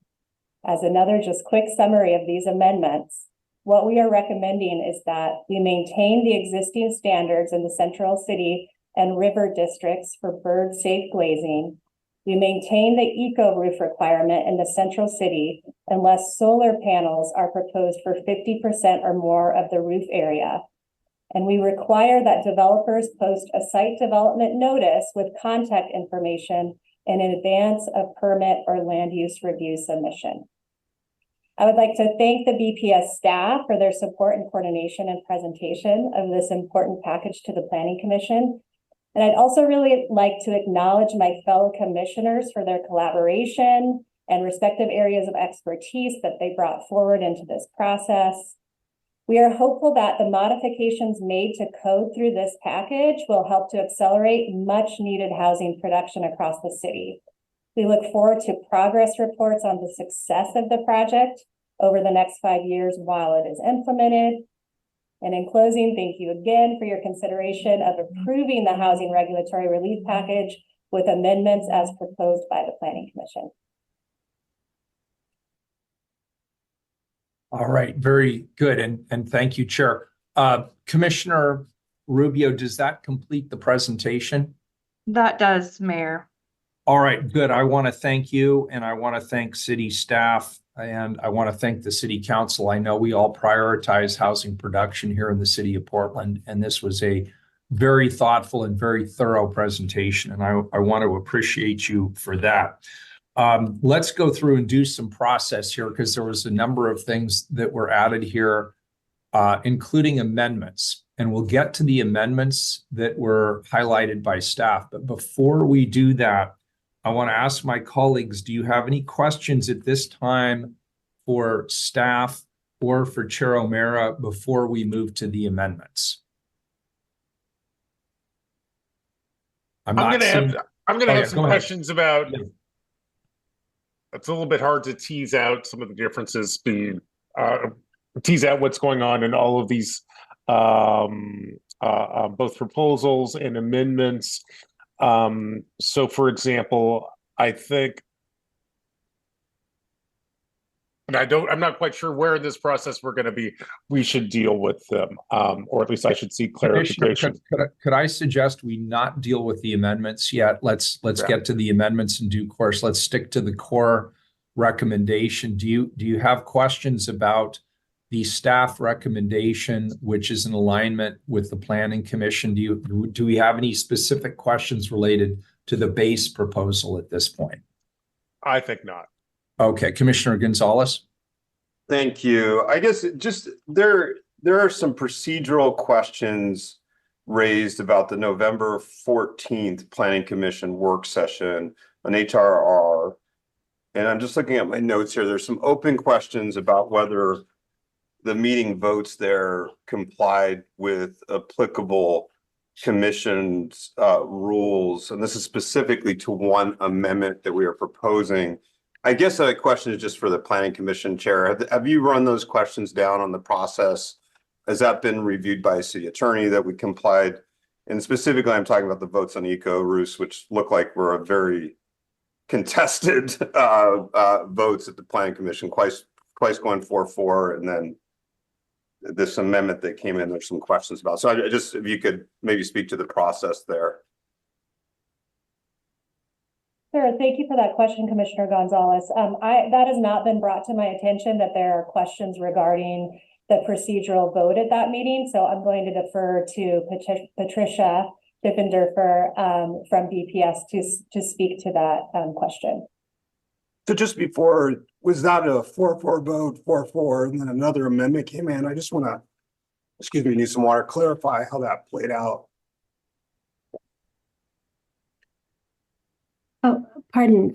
Mayor, Commissioners, good afternoon. Patricia Diffenderfer for the record, Chief Planner. I just wanted to actually let the council know that this issue, we're aware of this issue, and we actually have city attorneys available to provide some information about that procedural question. Okay, thank you.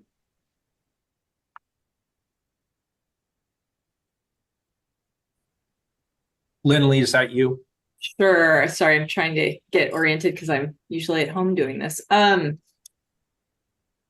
So my recollection is that the allegation was that the planning commission did not follow Robert's rules. As council knows, Robert's rules, the intent is to make sure that you're processing things in the most efficient manner possible. And so, for example, there are rules against remaking a motion multiple times because you don't want one person to be able to just the entire meeting gum up the works and make a motion. But as council does from time to time, if by consensus of the body, there's a desire to hear a motion again, like, oh, we didn't quite understand it, we got more information, let's do that. By consensus of the body, Robert's rules allows you to continue on and take an action, even if it might technically be inconsistent with one of the rules. You have the ability to overrule that by consensus. It's our review of the meeting is that because no one objected, no one on the body objected, and the body is the one who's supposed to be benefiting from Robert's rules, it would be fine. It was fine the way they proceeded.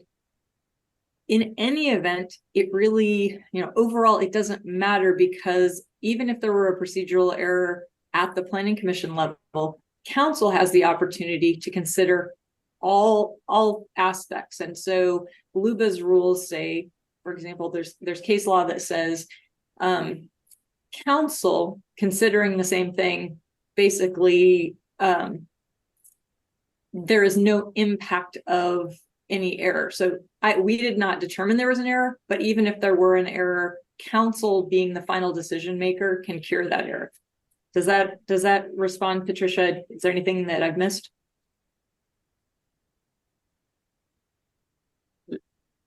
You're muted. Oh, sorry. Thank you, Lindley. I believe that sufficiently addresses the issue. Thank you.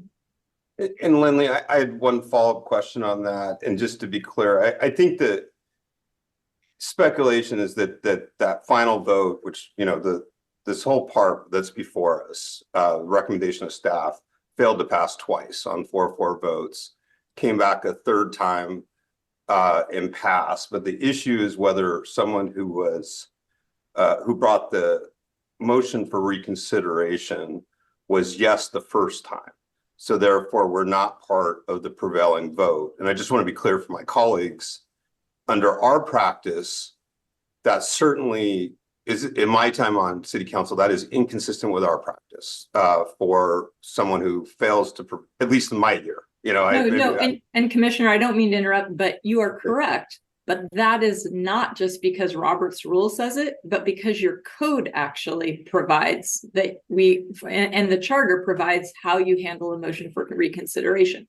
In this case, you don't have bylaws that provide, it's really just Robert's rules. And therefore, because Robert's rules allows for not following the rules by consensus, it's different than if our council were to do that, because you're correct. We need to follow the reconsideration rules because those are in our adopted code. Okay, and don't want to belabor the point, but the staff recommendations, as I understand it, failed to pass twice at the planning commission. It was on the third vote in the same meeting. Am I reading that correctly? I'm going to defer to Patricia, but in listening to it, I believe it was 2 times. I believe that there was a vote, and Patricia, correct me if I'm wrong, it was 1 time, and then they voted on another issue, and then somebody brought it back up again. That is correct, Patricia Diefenhofer, for the record. That is correct. It was 2 votes. They voted on something in between and then decided that collectively that they wanted to go back to the previous issue because they had additional discussion that they wanted to have. And also, I think ultimately, I think it's worth pointing out that ultimately, if you listen to the video of the meeting, that it was very clear what their intention was. It was clear that they wanted to revisit the topic, and it was clear that they wanted to reconsider a previous motion that had failed. So I hope that that's also helpful in describing what occurred at the meeting. It is, and look, my questions aren't to imply that there's everyone wasn't operating in good faith. I think everybody was, based on my read of it. It's a contentious issue, as we're going to see in the testimony. I guess I'm just putting on the record for my colleagues that the way that vote proceeded does not parallel the way that vote would proceed here. But I think Lindley has given a good explanation as to why that is. And I'll leave it at that. Okay, good. And any general questions at this point before we get to amendments? All right, thank you for that. So let's go through in the order in which we heard about them. First of all, Commissioner Rubio, I want to confirm that you wish to propose 3 amendments as outlined by staff. So we'll go through those, and I see a head nod, yes. So we'll go through those in order. Rubio 1 was the inclusionary housing updates. And that was amendments align regulations with recent state law changes, remove out-of-date language, and change some regulations to align with Title 30 inclusionary housing processes. We'll call that Rubio 1. Commissioner Rubio, can you verbally move that? Please just say, I move Rubio 1. I move Rubio 1. Okay, and do we have a second? I'll second that. Commissioner Mapp, second. So Rubio 1 is on the table. Rubio 2, as I understand it, unless the commissioner corrects me, is the central city ground floor windows. Technical amendments to clarify application of the ground floor window requirements in the central city plan district. Commissioner Rubio, number 1, did I get it right? Number 2, anything you want to add? And number 3, just go ahead and move it if that's right. Move Rubio 2. Okay, good. And Commissioner Maps is seconding it. Rubio 3, design review procedures, amendments to further reduce design review procedures temporarily for affordable housing projects. Anything else there, Commissioner? No. And so you move Rubio 3. I move Rubio 3. And Commissioner Maps is seconding it. So those 3 are on the table, and with everybody's forbearance, we'll just keep those open until after public testimony. Is that okay, Commissioner Rubio? Very good. And then Commissioner Gonzalez, I understand that you have 3 amendments. If I kept my notes in order here, and I think I did. My understanding is Gonzalez 1 would be you have your hand up. Did you have a comment? Yeah, I think just to be clear, there was some potential discussion about keeping the ordinance open today and not voting on the amendments. And I just wanted to create space for that discussion. As I understand it, that would not delay any final vote on them. It would leave this open until January 17th, and then still comply with the timeline outlined by staff with accept findings on the 24th vote and adopt an ordinance with such amendments that would pass on January 31st. So I just wanted to be clear with you, Mayor, what we need to keep, at least my 3, All right, amendments. so the sponsor has her hand up, so I'll let her handle it. She can probably do 10 times better than I can. Commissioner Rubio. I'm just wanting to ask a question. Is there a purpose for this, for keeping the record open? Yeah, just to give adequate time to absorb what we anticipate is going to be substantial public commentary today. On the amendments? My concern is just delaying the whole package. People have been waiting for this for a long time. So it would be my preference to continue, but I will defer to my colleagues. I don't think that keeping the amendments open will, at least based on the summary I'm looking at, will in any way affect the timing of adoption of the ordinance. We're still talking a January 31st adoption of the overall ordinance as amended. But maybe Keelan can clarify, but I just want to be clear about what we're proposing here. I would defer to legal counsel about the procedural aspect of passing this to second reading when it's scheduled for a time certain already. So that in of itself shouldn't present an issue. Lauren, can you identify yourself for the record? Excuse me, Lauren King for the record, the city attorney's office. The fact that it's been scheduled as a time certain is not an issue. The question, Commissioner Gonzalez, are you asking to continue it to keep the record open or to continue it and have a vote and close the record? Because really what it comes down to is timing for staff to be able to prepare the revised package, the revised findings that reflect the amendments. So I am fine closing the record by the end of the day today. We just wanted to keep the amendments open for full deliberation and vote. I give my colleagues an opportunity to absorb what they're hearing today and then come back next week. So I believe that that's sufficient for BPS to have enough time if the record closes today or shortly after today. Council reconvenes on the 17th to vote on the proposed amendments. BPS can then return on the 24th, I believe it was, to do amended findings that reflect the proposed amendments, and then one more reading on the 31st, which would keep with the March 1st goal of implementation. So it is possible. It will be tight for BPS to turn around those findings, but it is possible. And Commissioner Rubio, please let me know. I had understood your staff was okay with that, at least component of that, but there's been a lot of chat today, so I just wanted to make sure that was right.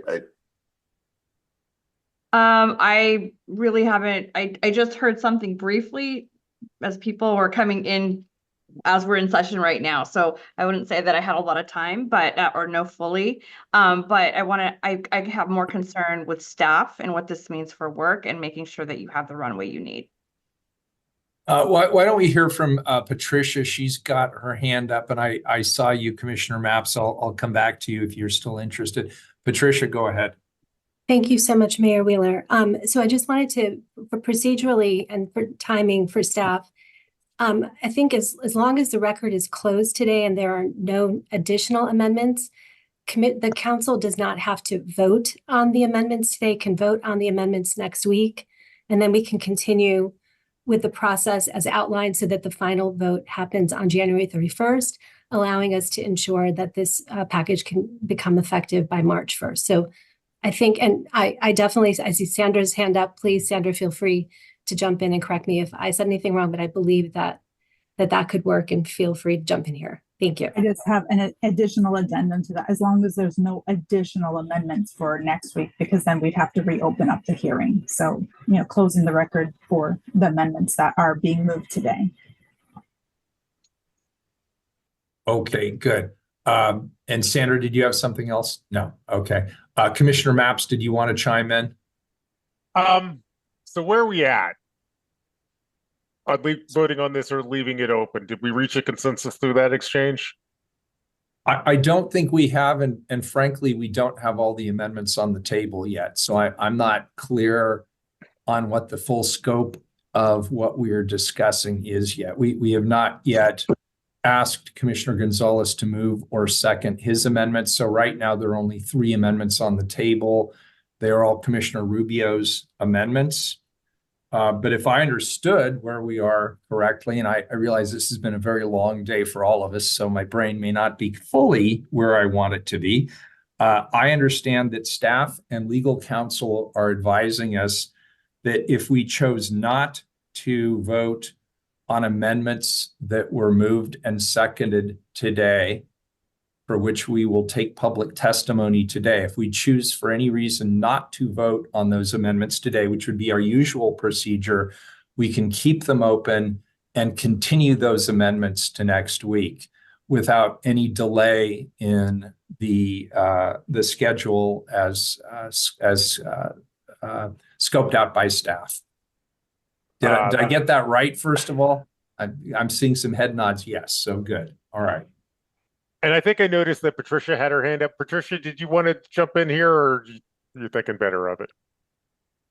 Thank you so much, Commissioner Mapps. And I think, Mayor Wheeler, I think you got that right. I just wanted to clarify that we can separate the idea of keeping the record open versus voting on amendments today versus next week. So that's right. But yes. I'll just be clear. If we're going to continue this and keep the amendments open, I'll just speak for me as the presiding officer. We're absolutely going to close the record either today or in a day or two, but we are Exactly. not going to keep the record open through next week's hearing. Exactly. And don't that need was to going to hear be from the people other twice, right? suggestion Good. would be to, Okay. if we were going to keep the record open, to just keep it open for a very short time. Yeah. And I can leave that up to you guys on staff to decide whether you want it closed at the end of this hearing or whether you want to keep it open for another day or 2 days or whatever. I'm fine. I just don't want it to stay open through the next hearing. That would be a mistake. Okay, so it sounds like is everybody on the same page so far? I see still head don't nods. understand what we're doing. I just want to say I would prefer that we vote today, but I understand. And just this has been a lot of work and a long time coming. So But why I'm don't we happy to defer though if the majority of council wants to go this direction. So my preference would be to vote today. If you're taking a poll of the council right now, my preference is to keep moving forward and vote today. Mine too. I'm obviously amenable to the majority of the council on this procedure, but I say let's keep it moving forward. I'll jump in here with a contrary position. I'll be transparent with folks. I didn't see the Gonzalez amendments until about 2 hours ago. Still haven't had a chance to read through all of them. I have some technical questions that I'd like to get some clarity on, and we got 50 people or so signed up for testimony today. I feel like this is just a lot to process, and I don't have very good information. So my preference, I'm fine with closing the record whenever we need to close the records, but I think I'm going to need some time to process what's been put on the table before we cast a vote. And certainly I want to hear public testimony. All right, well, why don't we do this? We don't have to do anything right now. We don't have to commit to anything right now. Let's get through the session. Let's get to the end of it and let's see where we all are. Okay. Because I hear what you're saying as well, Commissioner. So Commissioner Gonzalez, you have 3 amendments. Your first one, as I understood it, would be to reinstate the staff's original proposal to temporarily suspend bird-safe glazing requirements in the River Overlay Zone Central City Plan District when a proposal includes a residential use. Is that correct? That is correct. Anything else you want to say on it? Nope, I think I'd like to get going with testimony. Okay, is there a second? I'll second. Commissioner Ryan seconds. Gonzalez 2 is replace the Planning Commission's eco-roof recommendation with staff's original proposal to temporarily suspend the eco-roof requirement in the Central City District Plan District when a proposal includes a residential use. Is that accurate? That is correct. Okay, and you're moving that, I take it? Yes. And do we have a second? Commissioner Ryan seconds. And Gonzalez 3, when a proposal includes a residential use, temporarily suspend the 35-day deadline to post the neighborhood contact sign and send notification to, I'm going to reread that. Emphasis matters. When a proposal includes a residential use, temporarily suspend the 35-day deadline to post the neighborhood contact sign and send notification to recognized organizations. Is that accurate? That's correct. And you're moving it. I so move. Okay, is there a second? I'll second. Okay, so we now, those are Gonzalez 1, 2, and 3. Those are also on the table. All right, now with that, we get to the most important part of the day, which is public testimony. Keelan, how many people do we have signed up? Yeah, 51 people signed up. All right, 51 people, 2 minutes each. And hopefully, colleagues, we can keep our quorum together so that we can complete this today.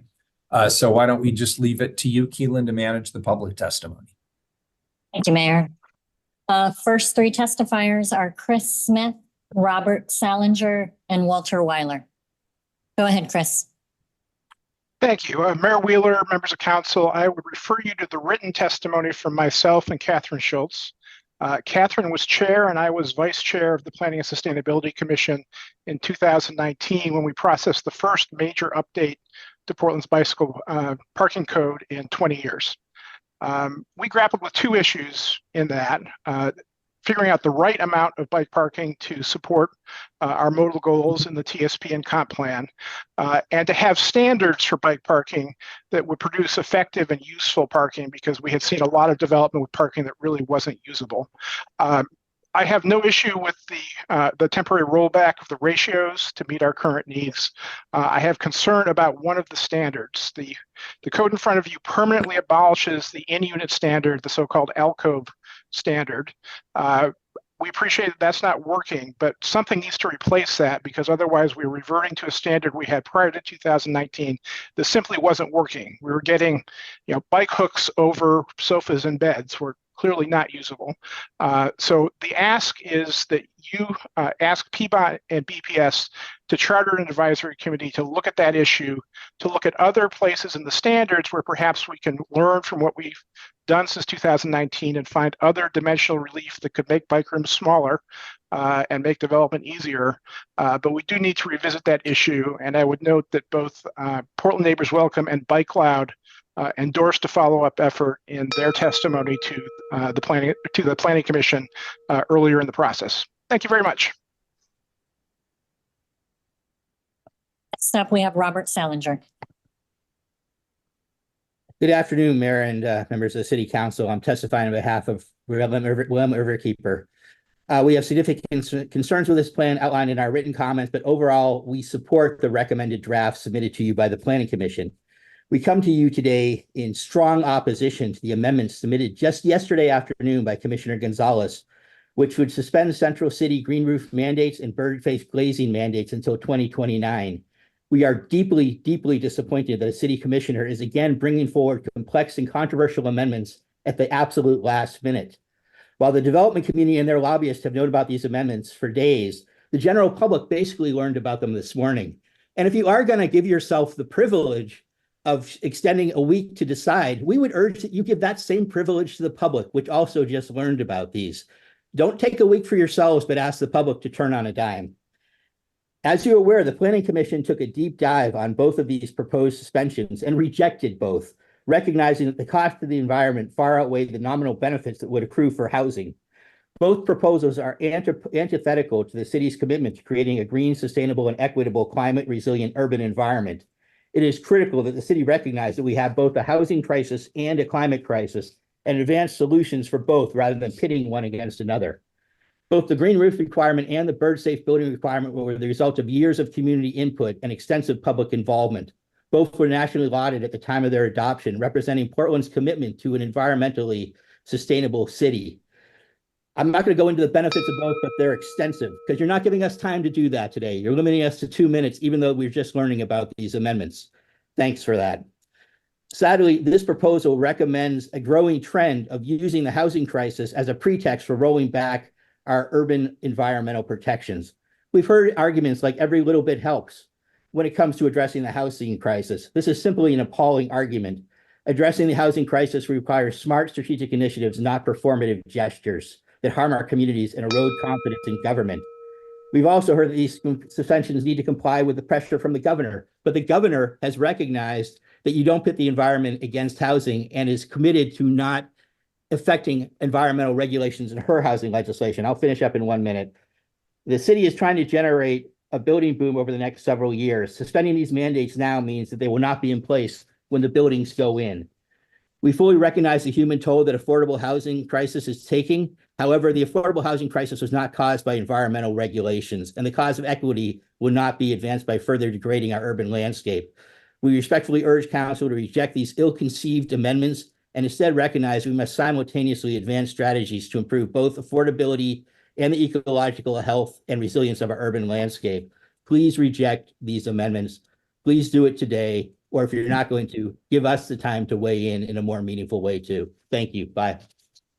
Thank you. And could I just ask other folks, please try and stay within the 2-minute requirement. Thank you. Next up is Walter Weiler. Good afternoon, Commissioners. I'm Walter Weiler. I'm the board chair of the Downtown Neighborhood Association, so-called the DNA. The DNA urges the council to separate out Proposal 13, which eliminates neighborhood association from having any input into important development projects in the city. that we support efforts to increase affordable housing stock, but not at the expense of citizen input in important city decisions.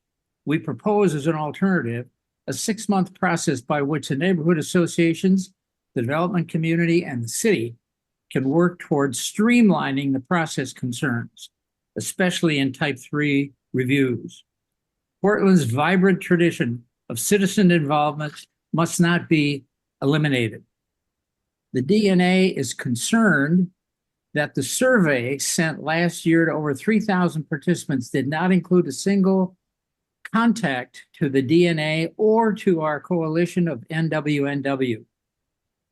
Preventing the participation of informed citizenry reduces citizen involvement and transparency in essential government processes. That's it. Thanks to you for your consideration. All the best. Next up, we have Doug Burgess, followed by Samuel Rodriguez and Preston Korst. Thank you. Thank you, Council and Mr. Mayor, for having us today. I'm Doug Burgess, Senior Director of Development for Greystar. My office is in the Pearl and I live in Northeast Portland. I'd like to thank the Council for bringing this very important package forward and all the hard work city staff did to make a very appropriate recommendation. I'd like to say, first, this package is a temporary moratorium. Second, it's meant to be a regulatory relief package to address our housing emergency and shortage. It's not a policy package or a debate. There's plenty of time for further debate. And we're not opposed to these policies in principle. I want to stress today the importance of waiving the bird-safe glass and eco-roof requirements in this package.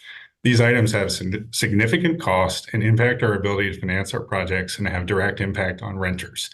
Bird glass is 97% more expensive than a typical vinyl window. That's double. That would raise rent $60 a month or $700 a year for a typical unit, which is basically someone's electric bill. Eco roofs also add significant cost. On a recent example was $1 million of hard costs for the eco roof and the associated roofing membrane upgrade. They also have maintenance and upkeep cost that further burden projects. That same project is in Northwest Portland and needs cost relief in order to meet our investors' return requirements in order to go vertical. It would, directly benefit from this package. That project's 381 units, 31 of which are at 60% AMI, and 5 of which are 3-bedroom housing, family-sized units that are much needed. So thanks again to Council and staff. I know you have a long day. Please consider Commissioner Gonzalez's amendments, and I appreciate your time. Next up is Samuel Rodriguez.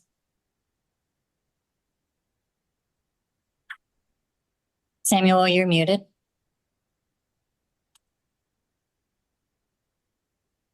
There we go. Can you hear me now? Yes. Yeah, sorry about that. I should know by now how to do this. Good morning or afternoon, commissioners. My name is Sam Rodriguez. I'm a resident of Portland, a multifamily residential developer in the city with over 3,000 units built in this for our community, and also a design review commissioner. Today, I'm testifying just on behalf of myself, not the Design Review Commission. As I have testified before in other opportunities, we have to reestablish the compelling value proposition that the city of Portland used to offer its citizens. And under the current circumstances, the city needs a multi-pronged, multifaceted effort, and this is part of that. These proposals will help and will obviously go a long way with other policies to provide for housing in our community. I urge you to approve both Commissioner Rubio's and Commissioner Gonzalez's amendments. Every little bit helps, and I also would like to propose to you that you actually make these or as many of these ordinances retroactive. There's thousands of permitted residential units right now that could start construction as soon as this paralysis of the financial system for building, for real estate loosens up. And anything and everything that we can do to get those projects that are underway, the investments have been made, the work has been done. It's just a matter of financing should be encouraged by all means. Thank you. Next up is Preston Forst. Good evening, Mayor and Commissioners. Good to see you again. You are very lucky. You get to hear from me twice in one day. So I will just jump in. I mentioned earlier today that the majority of Portland's housing stock and production, the vast majority, roughly 90% of our city's production of housing is built by the market rate builders, private builders, essentially. And so overall, I think within the HBA, and again, I'm coming from the Home Building Association of Greater Portland, want to just express our strong support for the overall package that's being presented today. Want to thank Commissioner Rubio and all the commission offices actually, and staff for preparing such a thorough reduction and revision of current policies at the city. I think on the outset, I'd like to express our industry's strong support for Commissioner Gonzalez's amendments. The first of which would keep to staff reduction or removal of the temporary waiver for the bird safe glazing requirements, as well as a 5-year temporary waiver for eco roofs. And then lastly, the removal of the required 35-day delay between neighborhood contact signage and when a builder is actually allowed to pull a permit. And speaking broadly, the package overall that's being presented today has a lot of different provisions in it and affects a lot of different policies that the cities have for quite a while. And each one on their own likely, I think, have pretty worthy public policy goals and ends to them, but they were largely passed in a vacuum. And they were largely passed at a time when interest rates were far lower than where they are today. So if I could, I think passing this proposal with a unanimous vote would be great and a great signal to the development community. And we urge you to pass it with and hopefully centering housing affordability at the core of your decision making today. So thank you for your consideration. Next up, we have Dave Pedicolis, followed by Dave Ott and Vincent Greer. Good afternoon. My name is Dave Pedicola. I live in North Portland, and I'm a member of Portland Neighbors Welcome. I'm here to ask for your support for the Regulatory Relief Project base proposal and your careful consideration of the proposed amendments in light of all feedback, including community feedback. But overall, the base proposal contains reforms that are a reasonable and effective way to increase housing production at a time when increasing production should be one of our highest priorities. I think it's also probably safe to say that it's rare for a city to remove regulations, even temporarily. I would like to suggest that it shouldn't be, and I hope the city will expand efforts to identify and remove codes that no longer serve a useful purpose and to simplify others. As regulations accumulate over time, their complexity creates a barrier to not only housing production, but also things like new business formation and overall economic and civic dynamism. So please move housing regulatory relief forward and also encourage city staff to find more ways to simplify our regulatory code. Thank you, Mayor and councilors, and have a great rest of your day. Next up is Dave Ott. Greetings, Mayor and Commissioners. My name is Dave Oddie, Portland resident. I'm an owner and principal at Holst Architecture, and I have designed well over 1,000 affordable homes in the city of Portland. And I'm very pro-development and very yes in my backyard. I am testifying today, though, in support of the letter provided to you and written testimony from the Design Commission regarding active use. I'm not sure if I'm allowed to share a screen. Keelan, is that okay? Okay. That's okay. Okay.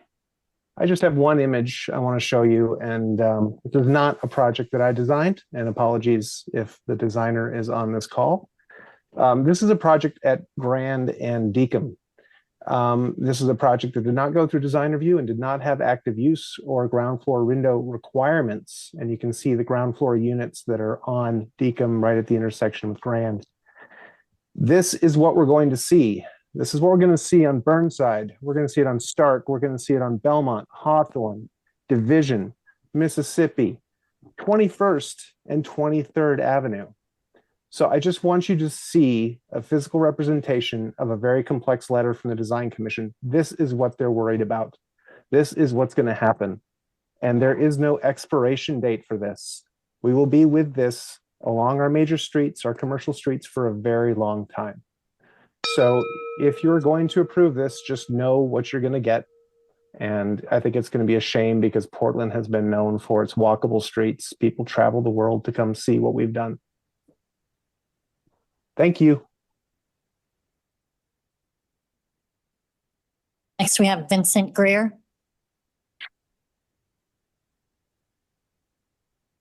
We'll move on to Heather Flint Chatto.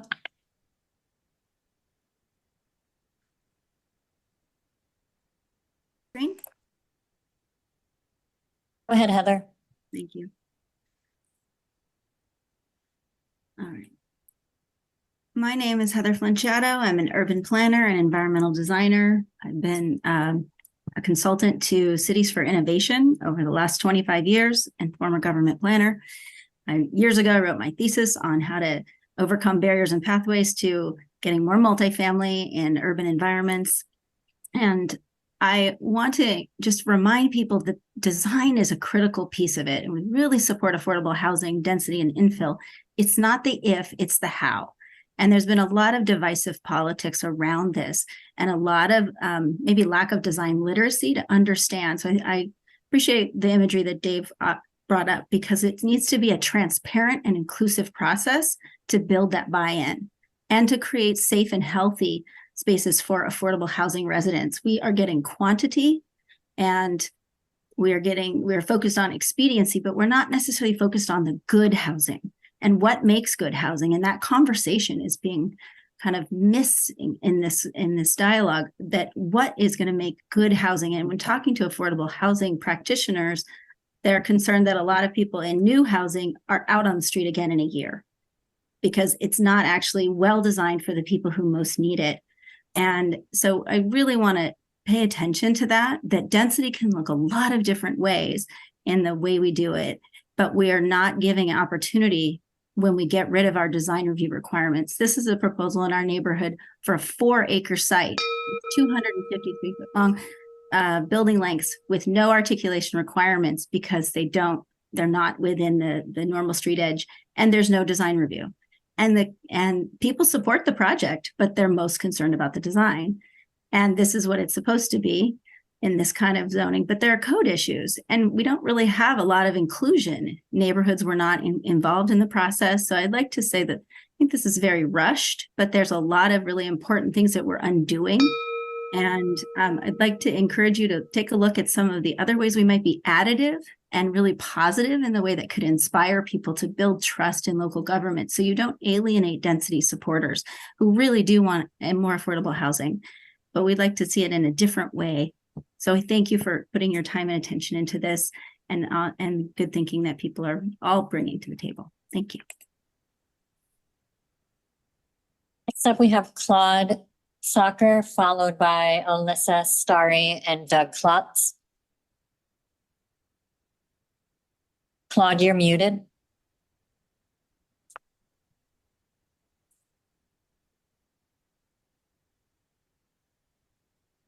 Oh, we can't hear you.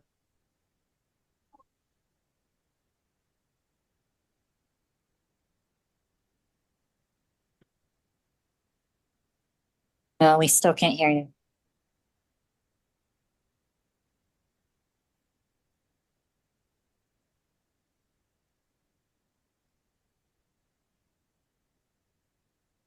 Claude, we're going to go on to Alyssa, but we'll come back to you. Go ahead, Alyssa. Mayor and Commissioners, my name is Dr. Alyssa Starry, and I'm faculty at Portland State. And I'm representing my own opinion as a North Portland resident, as well as the Green Roof Information Think Tank. The president of that organization has already submitted written testimony, but I'm just here to draw your attention to that. And then I'd also like to make the following comments. I'm going to really urge you to reject Commissioner Gonzalez's last minute amendments that have been called a sneak attack on the environment. Please adopt the Planning Commission recommended housing regulatory relief package that was given very serious consideration. And it does not suspend the eco roof or the bird safe requirements, because those requirements themselves were given a lot of serious consideration. And the reasons for those requirements are still around. You know, we still struggle with stormwater management. You saw during the last storm, you saw the big pipe fail, and we had raw sewage distributed directly to the Willamette. And we need eco roofs to stop that from happening. The Planning Commission did their due diligence and advanced a regulatory relief package. Oh, I already said that, sorry. Green roof mandates and bird safe building requirements are important environmental programs for the city. Both went through extended public processes when they were adopted. Our community is really tired of politicians who cater to developers and who try to use the housing crisis as a pretext to roll back environmental and housing regulations. You've heard from other testimony in this meeting and the earlier one today. There's a lot of different ways to address the housing crisis. We are not in denial that it is a serious concern, but we don't think this is the way to do it. Thank you. Claude, can we try again? No, I'm sorry, we can't. Do you want to try to call in on your phone? On the invitation that you received, the Zoom invitation, you can call the number. Let's go on to Doug Klotz and then we'll circle back to Claude. Thank you. I'm Doug Klotz, Mayor Wheeler and Commissioners. I support the recommended draft forwarded by the Planning Commission with their amendments. I have been looking at some of the proposals for the neighborhood contact. You know, I've been to 2 of those neighborhood contact meetings. One of them, there was one neighbor there and myself. And next one I went to, there was just myself. So I'm wondering about the efficacy of some of those meetings. I support proposals number 2 and number 6, which would remove the ground floor active use requirements in the M overlay, central city overlays, and plan districts. In the past, I've supported ground floor active use. I was quite active in that. But now it seems I've seen that it is not wise to require it in this economic environment, as the retail spaces sit empty. And worse, the fear of an empty space leads builders to not build at all in locations where those are required. You can see on Hawthorne and on Division where the development is in the areas outside the M overlay as opposed to in it. And the fear of an empty space just leads builders to not build at all. And I would quote Eli Spivak, who was one of the planning commissioners, who said, "I'd rather see less people walking in and out of a building than no building there at all." And that's what we're getting at, I'm afraid, a lot of times, is no building at all. I support the reduction of the type 3 to type 2 in design review. Especially because in a type 2, there's not the opportunity to appeal, and appeals are often used by opponents of projects to delay them to the point where they die. And we need to clean that up. I support removing the on-street parking impacts from one of the criteria, and I support removing our facade articulation requirements. Thank you. Okay, let's see if we got Claude connected. Claude, can you hear us? See.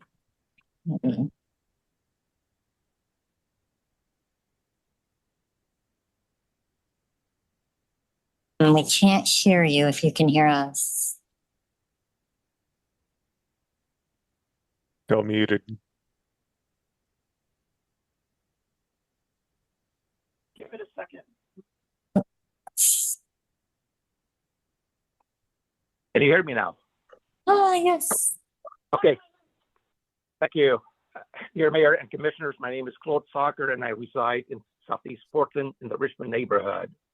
The draft HRRP that was developed without any input from the neighborhood associations basically reduces or waives elements of the planning and development process that are cited as problematic by developers, with the potential, I believe, of a long-term impact to our community. I believe the Planning Commission got it right by keeping the Echo and bird safe glass rules. The Design Commission also got it right by proposing an alternative to turning active ground floor use requirement to housing, but both commissions did not go far enough. Neighborhood notice and meeting requirements are often the first time that residents and businesses find out about activities that may negatively impact their livelihood, their businesses, their community. Strong design review requirements can push relatively minor changes in a design to effectively reduce or eliminate impacts. Absence of meaningful engagement during design development that builds and strengthens relationships with neighboring communities and neighborhood associations who help shape public opinion and policy could have unintended consequences. It has the potential to alienate the base of people who support affordable housing within the residential community. We need to be taking action to make it easier to build affordable housing. Totally agree. But it should come from streamlining the process, not chipping away at requirements. Additionally, it can come at implementing creative solutions such as the PDX Main Street commentators Heather Flanchado presented to you a bit ago. Lastly, Commissioner Rubio, city space says, and I'm going to quote, Chairman Rubio knows the power of community. She has seen firsthand when community comes together and organizes. She knows that we can accomplish more together than any of us can alone. It's a very powerful statement. That said, Mr. Mayor and Commissioners, please do not weaken the neighborhood meeting and notice requirement and associated community engagement. Thank you for listening. Next, we have Andrew Smith, Brian McCarter, and Christy White. Good afternoon. My name is, can you see my screen? Yes. Great. My name is Andrew Smith, and I'm the chair of the Portland Historic Landmarks Commission. I am speaking to you today on behalf of the entire commission. We acknowledge that the city needs to supercharge the production of housing. Therefore, we support the HRR project. We also support housing density. The Landmarks Commission has a long track record of approving projects which increase density on historic properties and within historic districts. Part of our work as a commission is to focus on the past and to learn lessons from it. This slide shows the broad pattern of development for the first 100 years of Portland. It's a highly activated streetscape. For the next 30 years, however, we built buildings that had the opposite effect. Many of these buildings have been with us for 50 plus years, and they will be around for decades to come. Fortunately, through a downtown plan, a well-developed design guidelines, and design review since the 80s, our city has become renowned for its thoughtfully designed public realm. It's part of what makes Portland, Portland. Recognizing that buildings built over the next 5 years will likely still exist in 50 to 60 years, the Landmarks Commission strongly favors changes which streamline the process of developing housing over those which impact the physical characteristics and the long-term flexibility of buildings on our commercial corridors. As a city focused on sustainability and resiliency, we must encourage architecture that can be adapted and reused rather than torn down and replaced. The height requirement of the ground floor active use standards ensures the long-term flexibility of larger projects. The Landmarks Commission therefore strongly protests allowing ground floors to be constructed at a lower floor-to-ceiling height that cannot ever accommodate uses other than residential. Thank you for considering this testimony as you make these important decisions about our city's future. Brian McCarter. Okay, can I share my screen? Andrew, you could click out.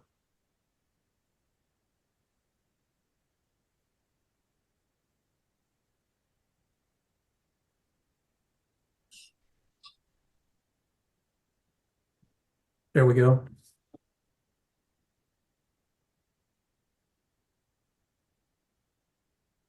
Good afternoon. I'm Brian McCarter, Chair of the Portland Design Commission. I am trying to get my, there we go. The 7 of us on the Design Commission are design and development experts from various backgrounds. We are all pro-growth, but in our role in the permitting process, we're also pro-good development and pro-good housing for all income levels. And I want to say up front, I know this process has been difficult for the bureaus. We are partners with BDS and BPS in the permitting process. You could say that we are where the rubber meets the road in terms of code and design guidelines. We're the ones who implement that with real projects. We support the broad goals of the Housing Regulatory Relief Program. However, 6 of us are proposing minor tweaks to the language just around ground floor building design as it is currently written to avoid possible unintended consequences. So here's a couple little diagrams. I found this on the web. Map of Center City on the left and a diagram of a typical 1-block development on the right. What you can see is there was a unfortunate 2018 code amendment that inadvertently prevented ground floor residential anywhere on a site facing one of our busy streets, which is the red street on the right. So 0 residential square footage on the ground floor. This wasn't intended, but it's the way the city attorney requires us to implement it.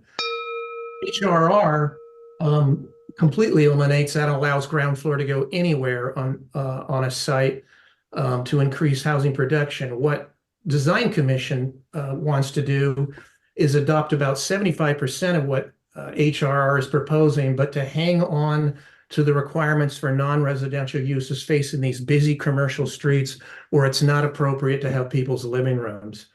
A recent project by Mill Creek, built before 28, is a great example of how the kind of projects we need to be building. I'll stop there and my colleagues will explain further in further testimony. Thank you. Christy White.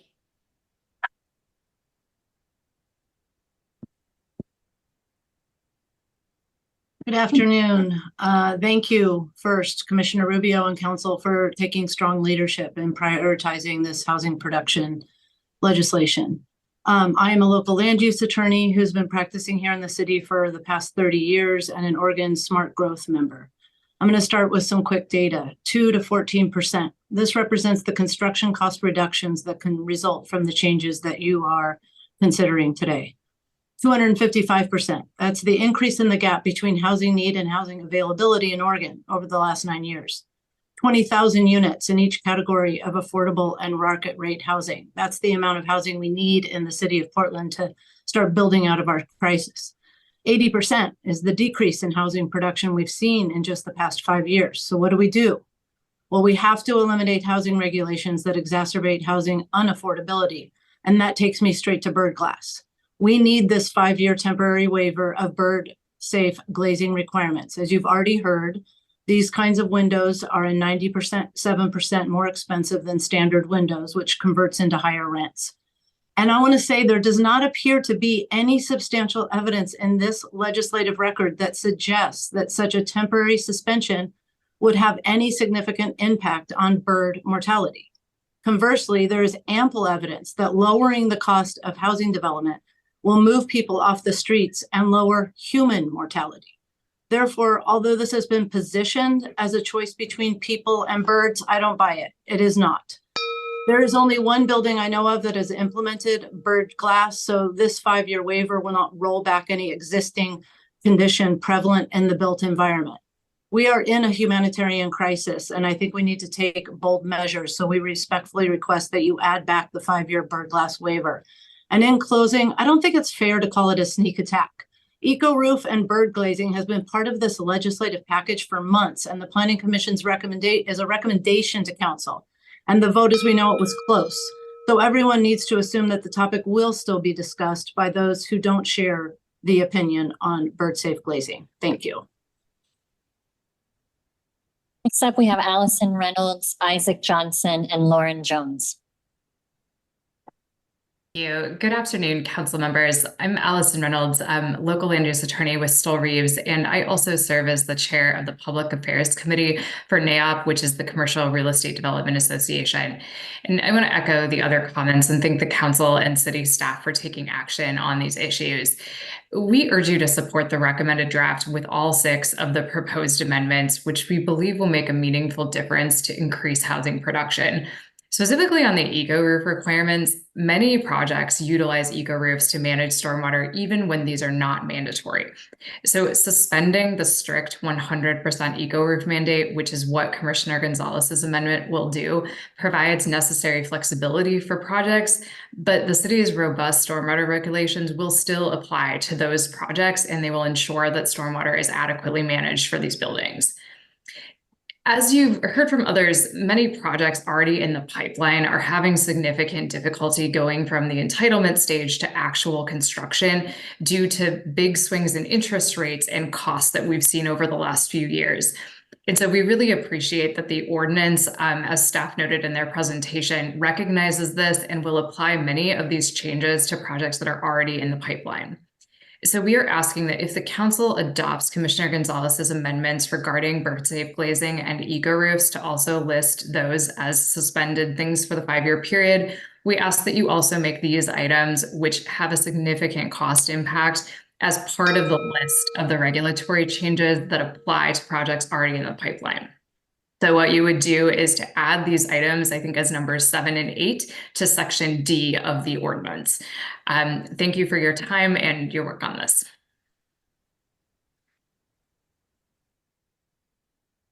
Next up, we have Isaac Johnson. Thanks. Hello, I'm Isaac Johnson. I'm a native Portlander and a managing principal at Anchor Morrison Architects, where we employ over 120 professionals out of our office in Lakewood. Over the last 4 years, we've witnessed a decline in market-rate projects within Portland. The work we have has shifted to surrounding cities such as Hillsborough, Beaverton, and Vancouver, Washington. It has been a death by 1,000 cuts, and the regulatory costs and extended timelines in the city of Portland make it very difficult for our clients to attract the capital needed to build the housing in Portland. Specifically, I'd like to highlight the relief from the eco-roof requirement that was proposed in the amendments. Alternative, more cost-effective options for retaining and filtering rainwater exist. Mandating eco-roofs limits flexibility and raises costs, not only for the roof, but for the structural frame to support the additional.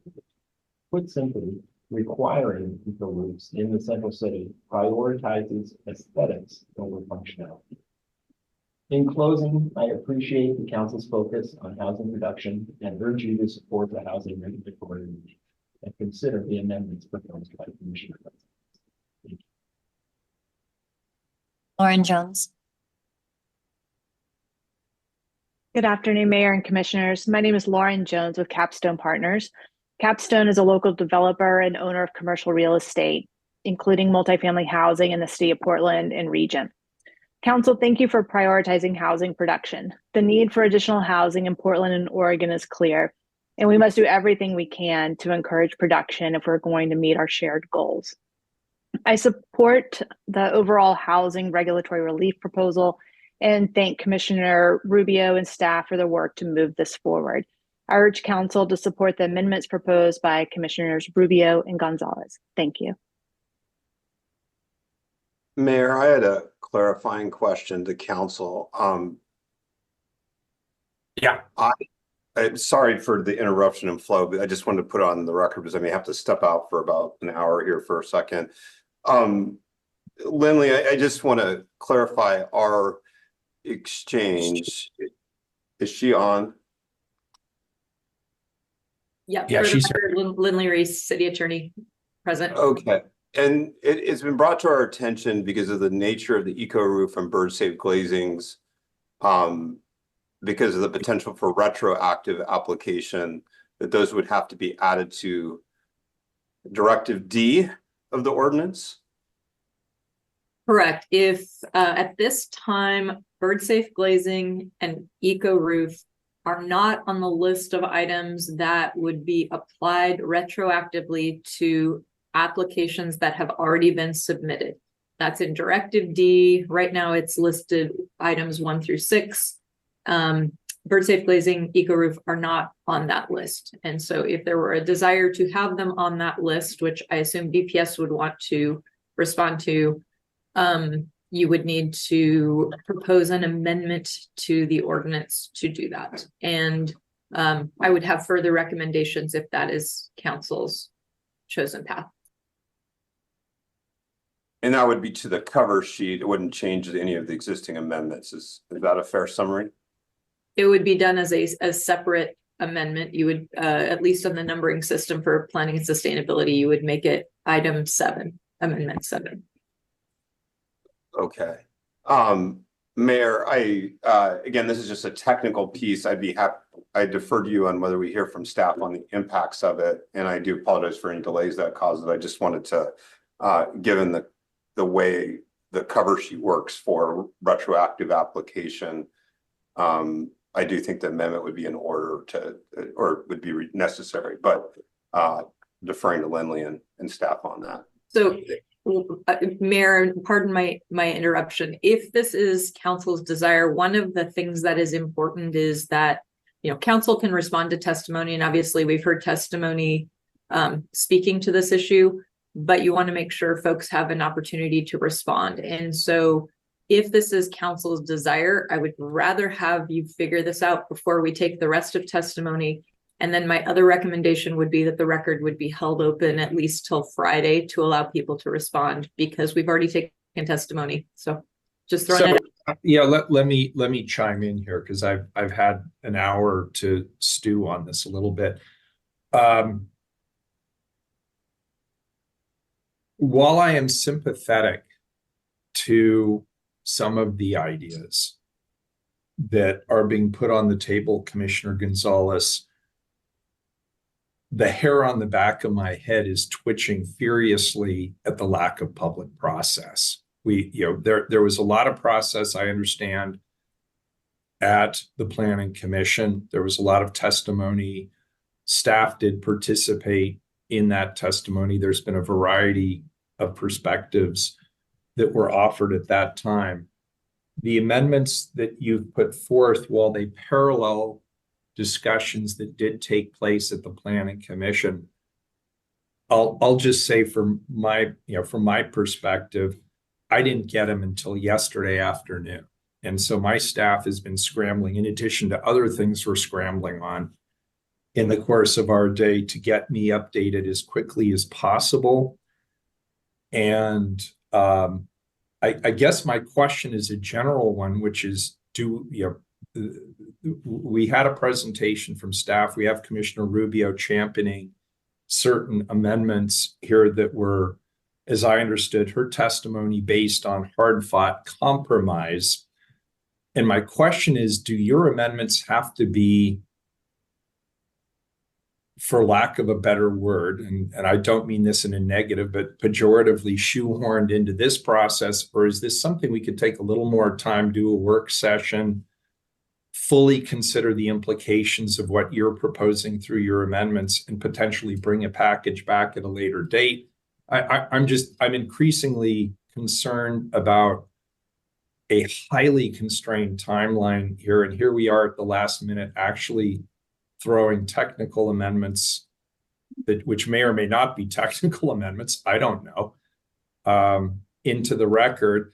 Bob Salinger said something I agree with, is if we're going to do this, and now that your amendments are on the table, I wasn't even sure whether they'd be seconded or not, but now that they're on the table, I agree with him that the public should have a right to know that these are on the table, that they're under consideration by their city council, and they should have an opportunity to weigh in. So Lindley, I agree with you that if we're going to keep the record open, it should be at least till Friday or Monday, or enough time to give people adequate opportunity to weigh in on this. I just don't want people to feel that the city council was fast and loose with regard to what is actually before the council. Mayor, I'm totally supportive. Totally supportive of keeping the record open sufficient to give folks ample opportunity to chime in on these amendments. I have zero objection. as to that, if that, yeah, zero concern there. I mean, I guess staff can operate, it's mostly to give staff the space they need to. Yeah, I mean, my preference would have been that we don't use a hair on fire approach to this, that these are significant issues. And I sort of wish that this had been scoped out in a way that we could have done a work session. The council could have been thoroughly briefed on what these amendments are and how they would operate. Not all of us watched every moment of the Planning Commission because frankly, we have other duties too. And so I really want to know what these are before I cast a vote on them. I think I know what they are, but I want to make sure I know what they are. And I want my staff to thoroughly have the opportunity to evaluate them and make recommendations to me. And I'm sort of wondering why we are doing this right this second. Why not do a work session on it, bring it back to council when we've all been thoroughly briefed? But that's my 2 cents. Back to you, Commissioner, and then Commissioner Rubio. Oh, look, my goal is certainly to create, in some ways, what's happening today is you're rehashing some of the discussion that's been going on for weeks, if not months. The one thing I do want to be very clear about on, at least with respect to the eco roofs, the recommendations that originally came before us did not pass the commission with sufficient votes. They had to go back. And there's a little bit of debate in the record where they had to go back twice or once in the same session. So, but I am totally okay with keeping this the record open until Friday. Again, I would love to hear staff's input on that and to what is sufficient time to fully weigh these amendments. So it's totally comfortable with that. Okay, thanks. Commissioner Rubio, then Commissioner Mapps. I just want to say I fully appreciate the spirit in which Commissioner Gonzalez is wanting to, bring forward to also further, address the housing shortage and regulatory reform. I have to say, though, I'm really, really deeply uncomfortable with introducing something mid-testimony. I don't feel like I've ever been in a situation like that where we've already started testimony, we're well underway, and people who have already testified don't even know about this other piece. I don't know procedurally what that means, but it makes me uncomfortable procedurally. I just have to say that for public notification reasons. Mayor, may I respond to that? Yeah, of course. So as we understand it, first of all, the Section D is essentially a cover sheet. So it's to reflect what's adopted it's to reflect what's done in the amendment. So it's not a new substantive issue. It is a cover sheet kind of point. But one of the challenges in how this all proceeded is that the Planning Commission's record was actually closed with their first hearing, and the amendments came after that process. So when we're talking about the eco roof specifically, what was originally proposed by Commissioner Rubio was done through an amendment at the Planning Commission. That kind of skipped some procedural steps that we would follow in these deliberations. So I fully respect Commissioner Rubio's point. I just want to call out there were elements of the Planning Commission's process that we would not replicate, and all we are proposing in our amendments is to go back with at least 1 and 2 to earlier drafts of the staff's recommendations on these 2 points. Leave it at that. Commissioner, let me get back to Commissioner Gonzalez, and Sandra had a comment. Yes, thank you, Mayor. Commissioner Gonzalez, I thought it might be helpful to explain why some of the 15 provisions that are giving temporary relief for future projects are going to be applied retroactively to projects in the pipeline. The ones that are listed in Directive D, the cover letter as you're describing it, are the ones that won't change what was approved through a design review. So eco roofs and bird safe glazing apply to in Central City, and big projects in Central City go through design review. Some of the standards we're talking about today, like the ground floor active uses and the ground floor heights, are integral to the conversation that the Design Commission, like Commissioner McCarter just spoke to the conversation that happened with those projects and in that public process for those projects. we lumped eco roofs and bird safe glazing into the category of things that were integral into the conversation because they are. Because that's part of what the standards are, and that's part of what an applicant and architect shows in the drawings and part of the exhibits for the design review.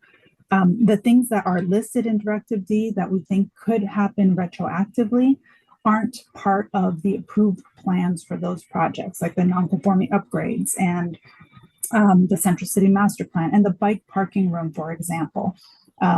We figured, yes, bike parking is looked at as part of the building permit, but the room is there. And if there's more bike racks or fewer bike racks, it's not part of the design review.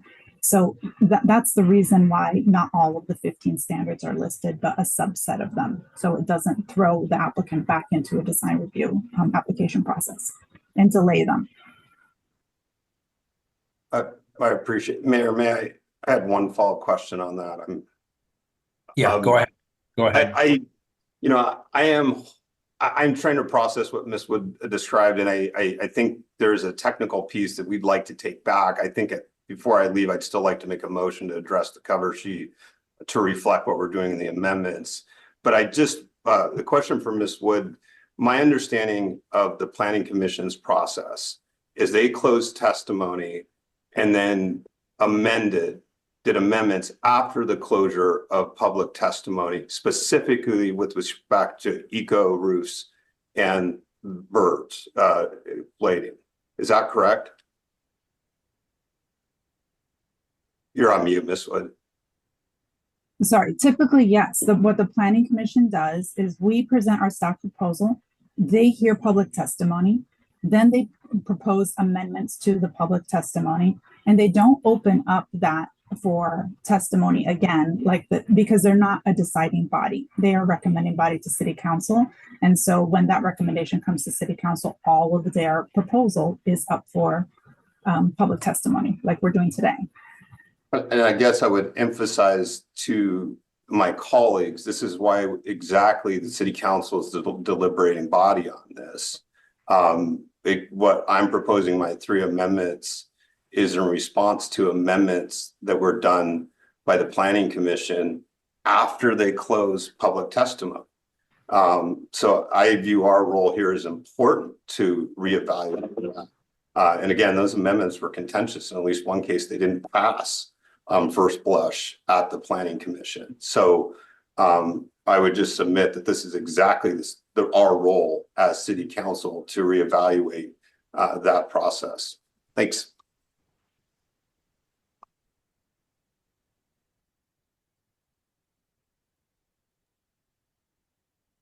Okay. Commissioner Maps. I think your face says everything I'm thinking. Go ahead. It looks like we're gonna lose Commissioner Gonzalez for a little bit, and I don't know where this is gonna land by the time we get through public testimony. But before we lose Commissioner Gonzalez, I just wanted to voice the questions that one of the reasons why I don't want to vote on the amendments today is because I have some authentic questions. One, and I'll just quickly tick through them. First, let's just take the bird safe glazing thing. I'd like to hear from the technical people about how much the bird safe glazing requirement costs, not just to the apartment or the individual apartment, but how much we expect it would cost kind of globally. For example, if we wanted to Commissioner Maps, can I suggest the following? And I realize, Commissioner Gonzalez, do you have to leave, or is it something you might? I mean, we're here largely discussing your amendments. Is there any way you could stay? I am negotiating that as we speak, and so I'm trying to. Or maybe one of your staff members could stay. Colleagues, I'd like to respect the public on this. There's a lot of people lined up to testify. It's getting late. People got to get home, pick up the kids, get the groceries, and they signed up to testify. Can we do that? And then for those of us who are here at the end, we can do Q&A. And Commissioner Gonzalez, if you're not able to be here to answer yourself, maybe staff or somebody else could answer on your behalf. Mayor, I think that's fine. I'm going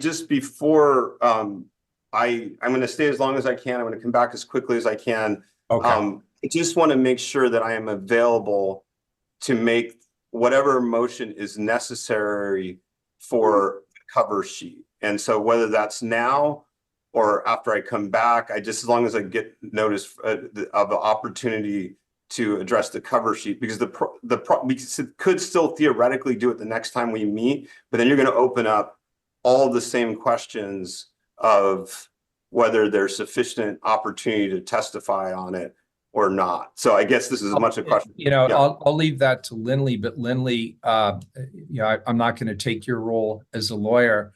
But if it is a technical amendment and it sounds like you are representing it as such, it would not require public testimony. Is that correct, Lindley?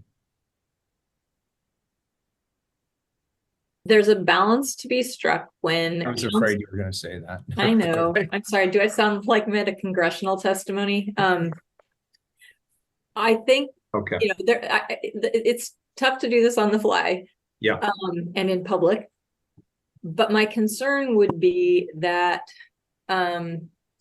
typically we can argue that council has the ability to respond to the testimony they've heard and make amendments based on that testimony. So, following all the testimony, what's the point of taking testimony if you can't make changes, right? That makes sense.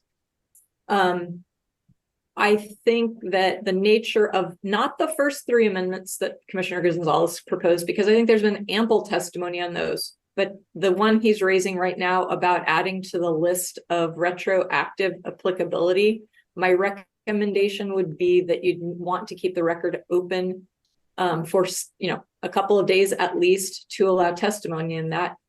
If council's inclined to do it, why not allow the people who are testifying today to go ahead and testify? But it's also okay to just wait and then leave the record open. I don't think there's a right or wrong answer there.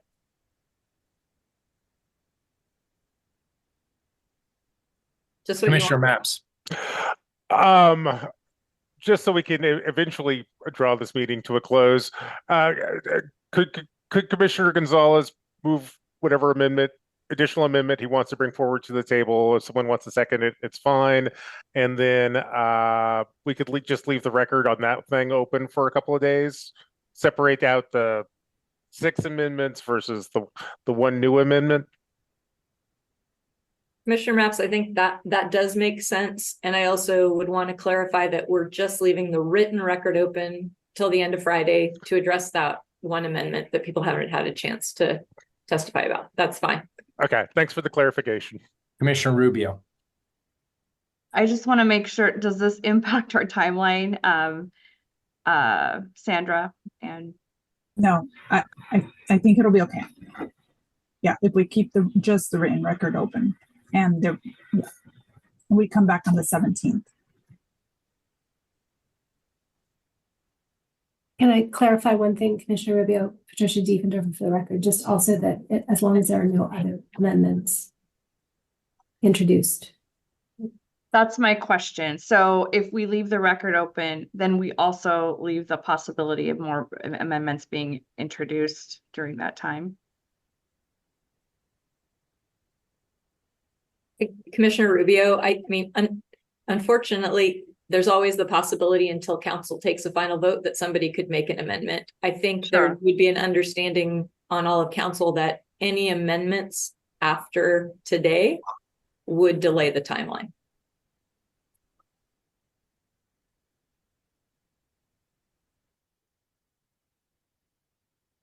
Well, I can speak on behalf of myself, Mayor. I have zero appetite for further amendments, honestly. So for whatever that's worth, we had floated some other discussion points, but we would rather punt those to our next cut at this later in the year. So I'm personally speaking, I have zero appetite for additional amendments coming out of my office, other than the 3 we've already proposed and what I deem a technical piece to address those 3. Commissioner Gonzalez, do you want to just bring your technical amendment now? We can get back to testimony. If that's okay with the mayor, I probably need help from Lindley to phrase it right, but I would love to. Lindley, do you want to take a few minutes, chart it out, and then I think I'm ready. And then I can look at Sandra and Patricia to correct anything I get wrong. Okay. And Patricia, you had something to say. Go ahead and jump in. Pardon me, Mayor Wheeler, thank you. I actually want to go ahead and speak after Lindley provides her information. So my understanding from Commissioner Gonzalez is that he would be proposing to amend Directive D of the ordinance to add number 7, D7, which would include 33.475.235.B and 33.510.223.B, and add a new directive D8, which would be 33.510.243.B. And what those are the particular code sections, as you see in amendments 4 and 5, those are the particular code sections related to bird safe glazing, D7, and eco roof, D8. Sandra, is there anything that you would look? Phil's double checking your numbering here. Yes, you go ahead. Go ahead, speak. Phil Magney with Bureau of Planning and Sustainability. I do want to reiterate that the numerical directives there under D 1 through 6 are done in code order, not in item order. So if we are amending additional code sections in 33.510, we would insert those under item 4. So the provisions about the eco roof and the bird safe glazing, which would be 510.223 and 33.510.243, both have B. That would go under item 4. And we would either renumber and put 33.475, create that as a new number 4 and shift everything else down, or we would put that at the end. But that's how we had initially framed these. They weren't necessarily in subject matter, they were done in code order. All right, then I have a suggestion. I think what we would want to do is just identify those 3 code sections that I stated are added to Directive D, and we would give BPS the ability to put them in the right numbering order, and that would be reflected in the final package that BPS would bring back to council for a vote on the 24th.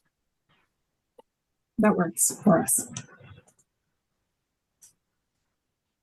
Commissioner Gonzalez, it's your call. Is that That sounds great to me, Lindley. I just want to be crystal clear. I think the 2 that we need to address retroactively are the eco roof and the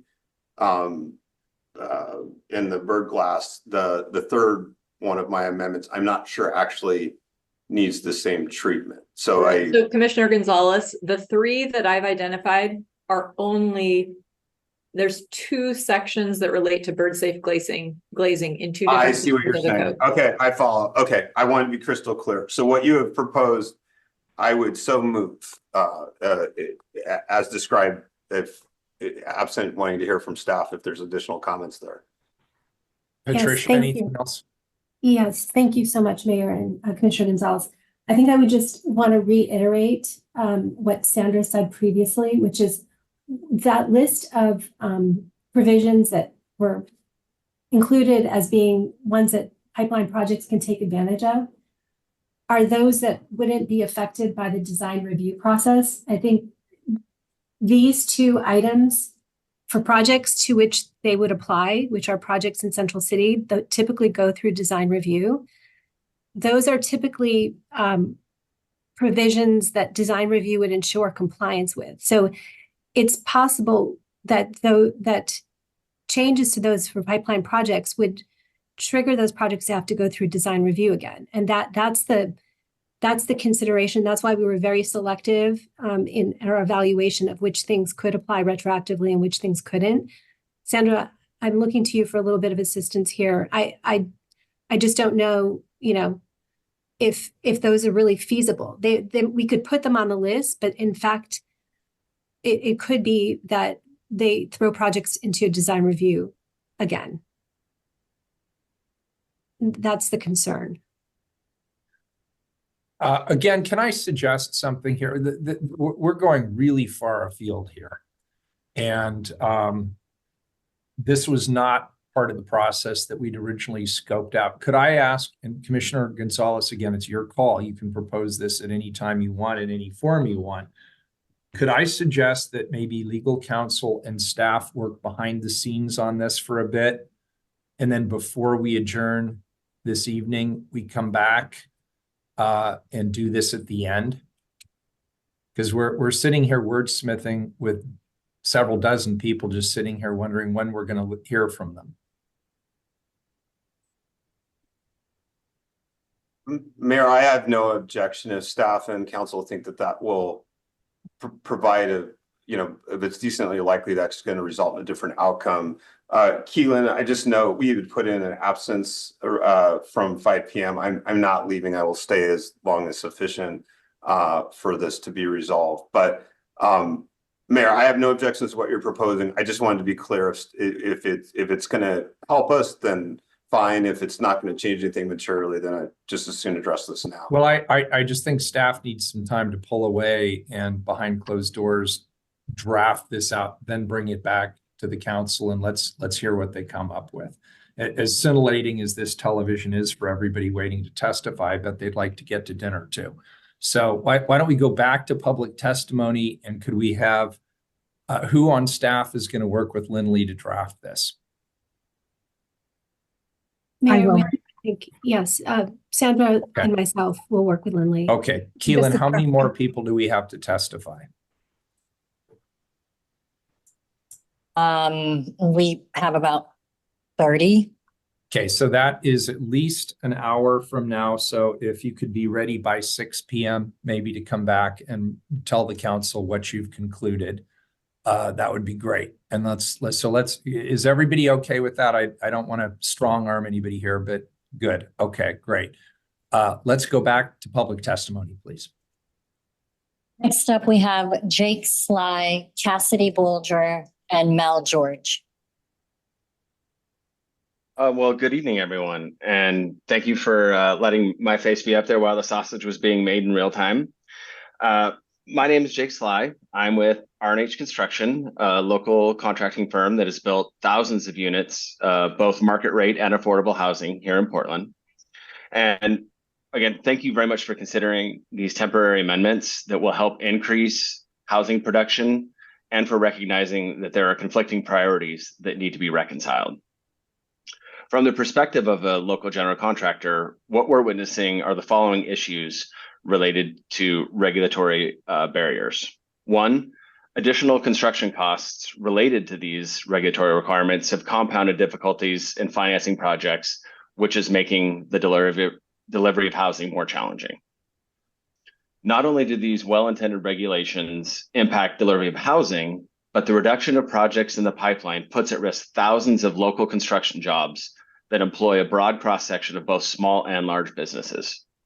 Many of the businesses that are hired to build these buildings are often local co-bid firms that focus on and rely on housing construction to build their businesses and provide jobs for the community. Lastly, we saw with the last lull in housing construction during the Great Recession, a significant amount of craftspeople leaving the trades to find other sectors to work in. This flight contributed to the depletion of skilled labor and ultimately to some of the increased construction costs for housing. We need to make sure that all barriers to housing construction are removed, and this amendment is a step in the right direction. Thank you very much.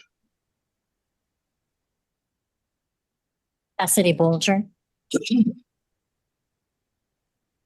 Oh, my name is Cassidy Bolger. I'm the Director of Development at Killian Pacific. We are a local company that owns, develops, and manages real estate that aims to ignite a positive social impact on our community.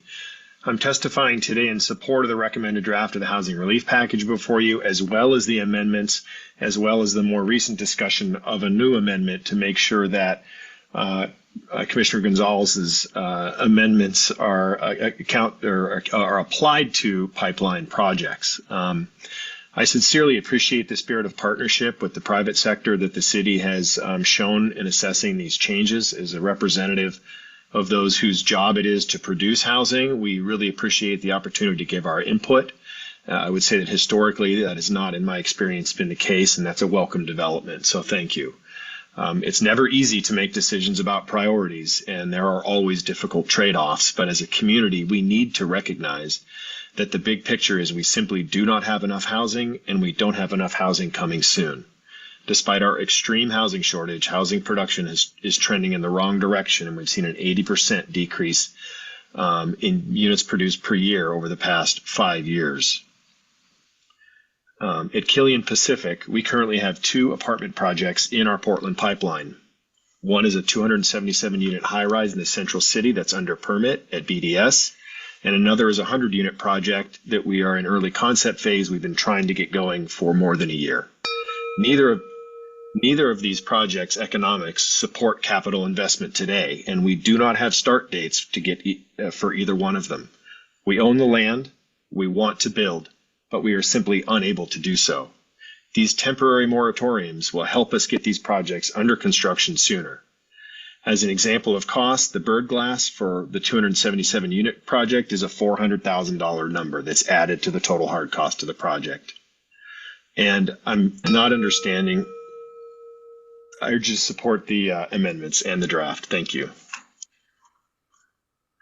Mel George. Good evening, Mayor and councilors. My name is Mel George, and I'm a principal real estate broker and realtor member.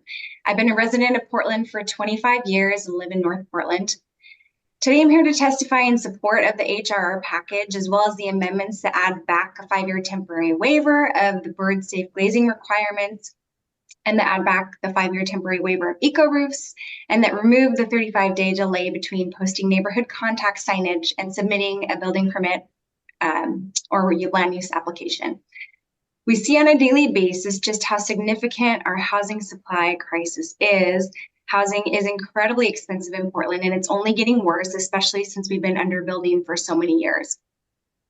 While city data shows that we need an additional 20,000 affordable units over the next 10 years and about that same number of moderate income and market rate homes, our production is going in the wrong direction. As others have mentioned, from 2017 to 2022, the number of new units built dropped by 80%. We understand that there are market-driven forces contributing to these numbers, yet the downward trend is not a coincidence. As a local realtor, I see investors and developers choose other markets frequently due to costs and regulations that prevent them from building enough housing units, both affordable and market rate. The HRR package is an important component of the city's overall approach to increasing housing production to address our supply and affordability crises. Thank you for your time and your hard work. We recognize that there are various complex issues contributing to our housing crisis, and we appreciate your consideration in supporting these critical changes that our city badly needs to address this urgent and growing problem. So we have LaJune Thorson, Susan Harris, and Jonathan Clay. Thank you, commissioners. I'm LaJune Thorson, longtime downtown resident. My concern with the HRRP is that by eliminating restraints, we may incentivize developers to favor profit over affordable housing.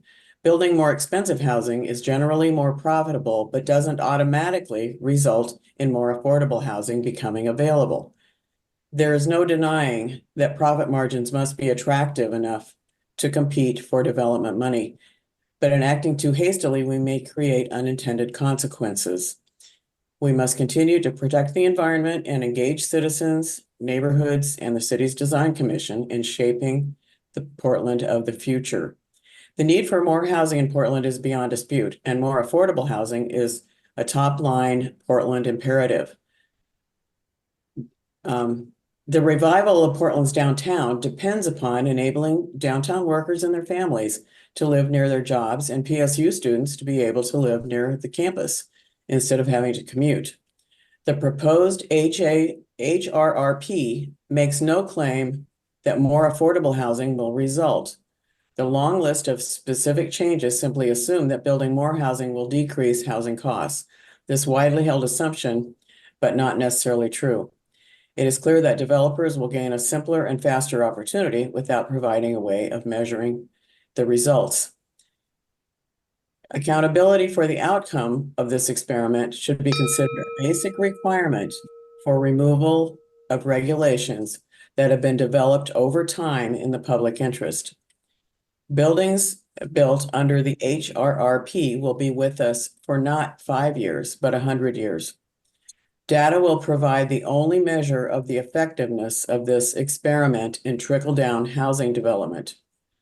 Members of the council, whatever you decide, please make sure that the results are measurable. You don't relinquish all the qualities that make Portland, Portland. Thank you for listening. Susan Harris. Hi, my name is Susan Harris. I live in North Portland and I work in downtown Portland. I came here tonight so that I could reiterate my support and appreciation for the Planning Commission recommended housing regulatory relief package that was given serious consideration by the Planning Commission and retained bird safe and eco roof policies. I would like to again ask you to support that package and reject any last minute amendments to suspend bird safe and eco roof policies. We're currently experiencing climate crisis, biodiversity crisis, in addition to a housing crisis. We need solutions that can address all of those. Bird safe glazing standards are critical for reducing window collisions by birds. Birds die every year it's 1 billion bird deaths every year due to window collisions.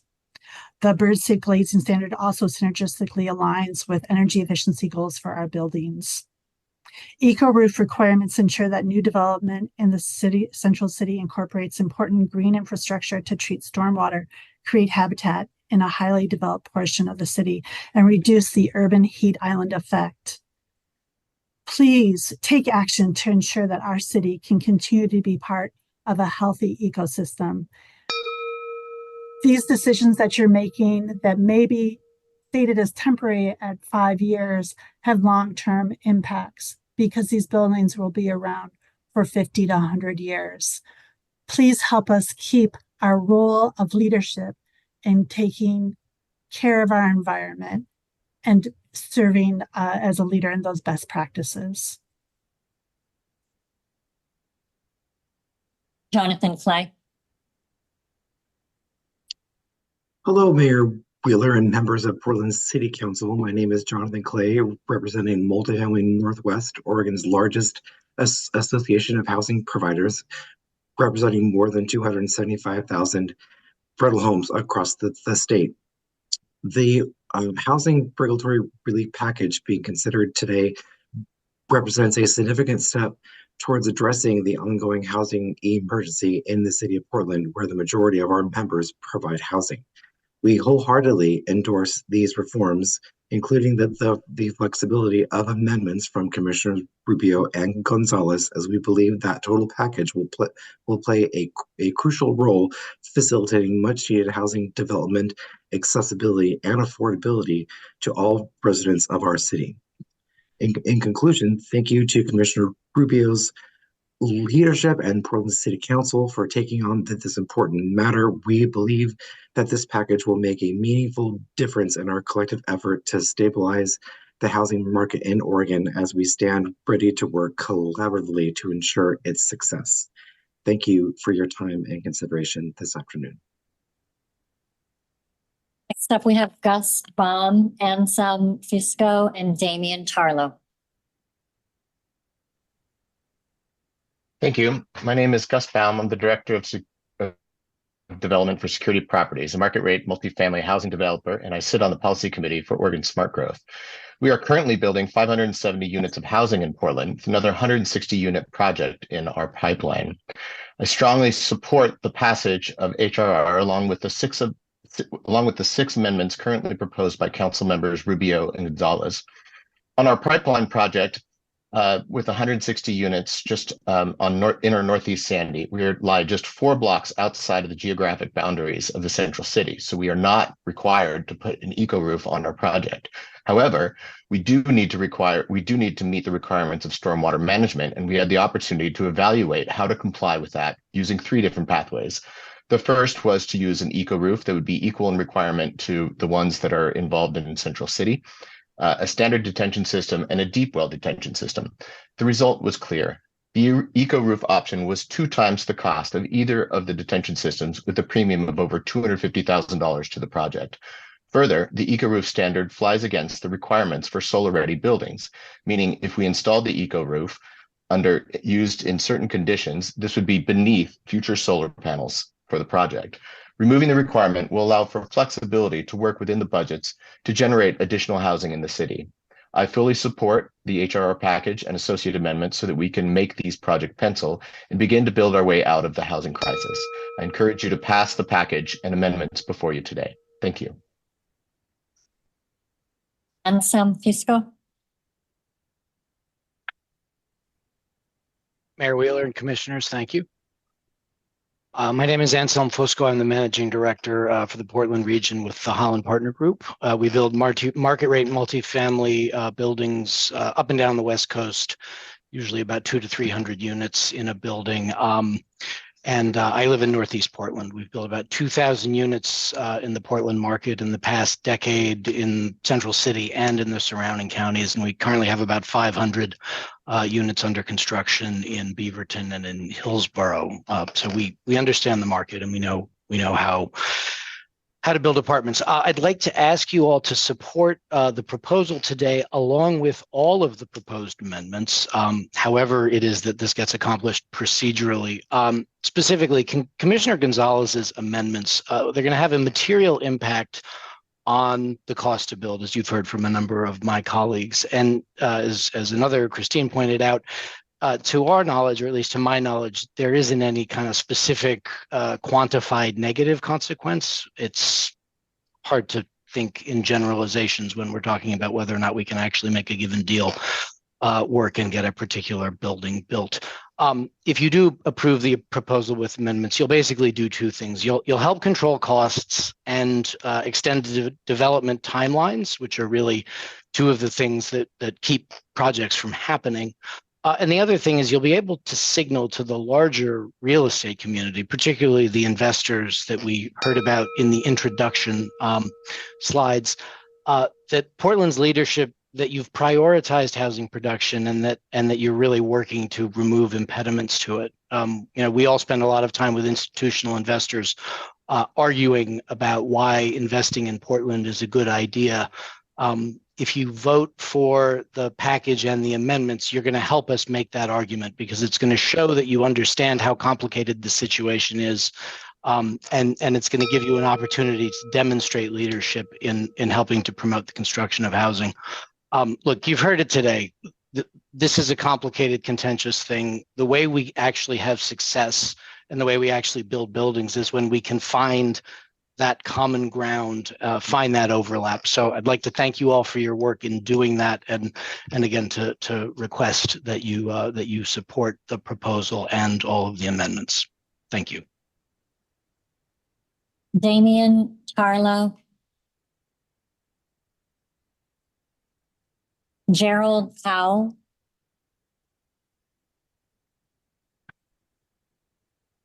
Gerald, you're muted.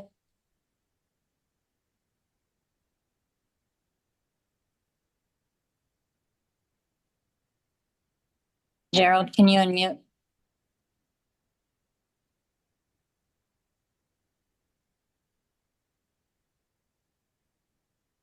We'll come back. Joe Swank. Yes. Are you going to share my screen real quick?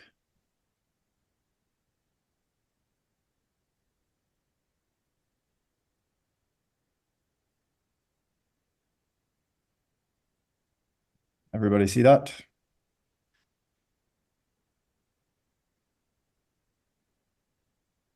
Good afternoon, Mayor and Commissioners. I'm Joe Swank. I sit on the Design Commission.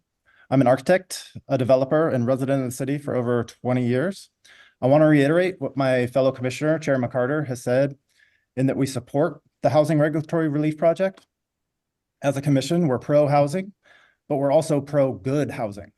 The Design Commission submitted written testimony for this hearing focused on waivers of ground floor regulations These aim to allow good housing on the ground level of buildings. These two maps, which were attached to the letter, show in gray the increase of where ground floor residential would be allowed via these amendments for the entire city. Once buildings are built, they're part of our city for 100 years. We agree that our current housing dilemma needs ground floor residential units, but we need to ensure that our town centers do not evolve into examples of poor and unsafe housing like this in perpetuity. Outside of Central City, the amendment proposes only to maintain the physical standards of ground floors to allow future flexibility and adaptability. And this is really how a city builds resiliency. Finally, this is a recently approved project by the Commission in Lentstown Center, which is an example of good residential ground floor units that do maintain those physical standards and provide opportunities for future flexibility. We thank you all at BPS for your efforts on this package and ask that you consider the minor amendments proposed in this letter from the Commission. Thank you.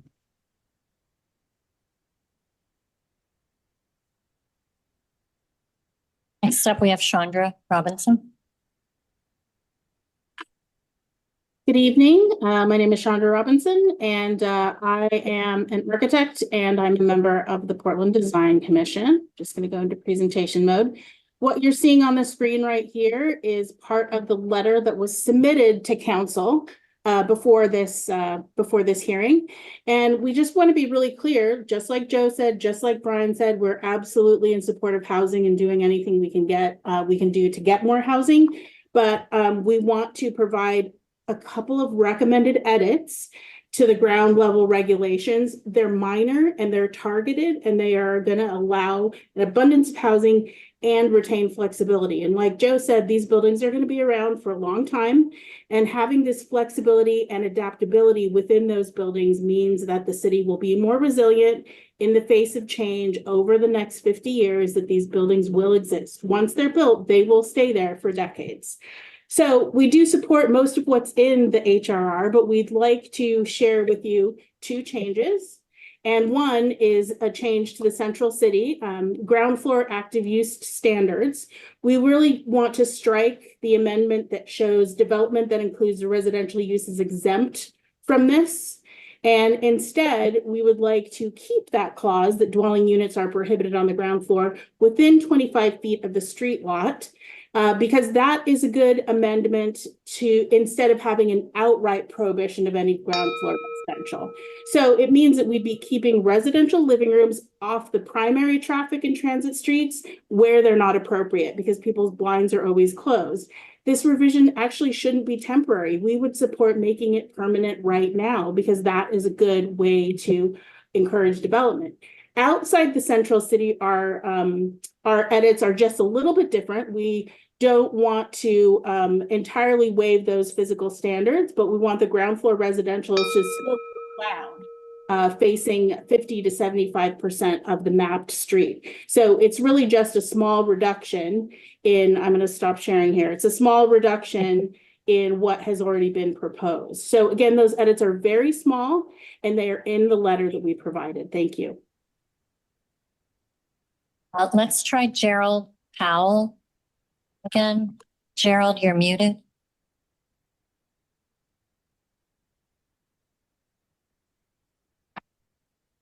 Okay, we'll move on to Dr. Tony Kelly.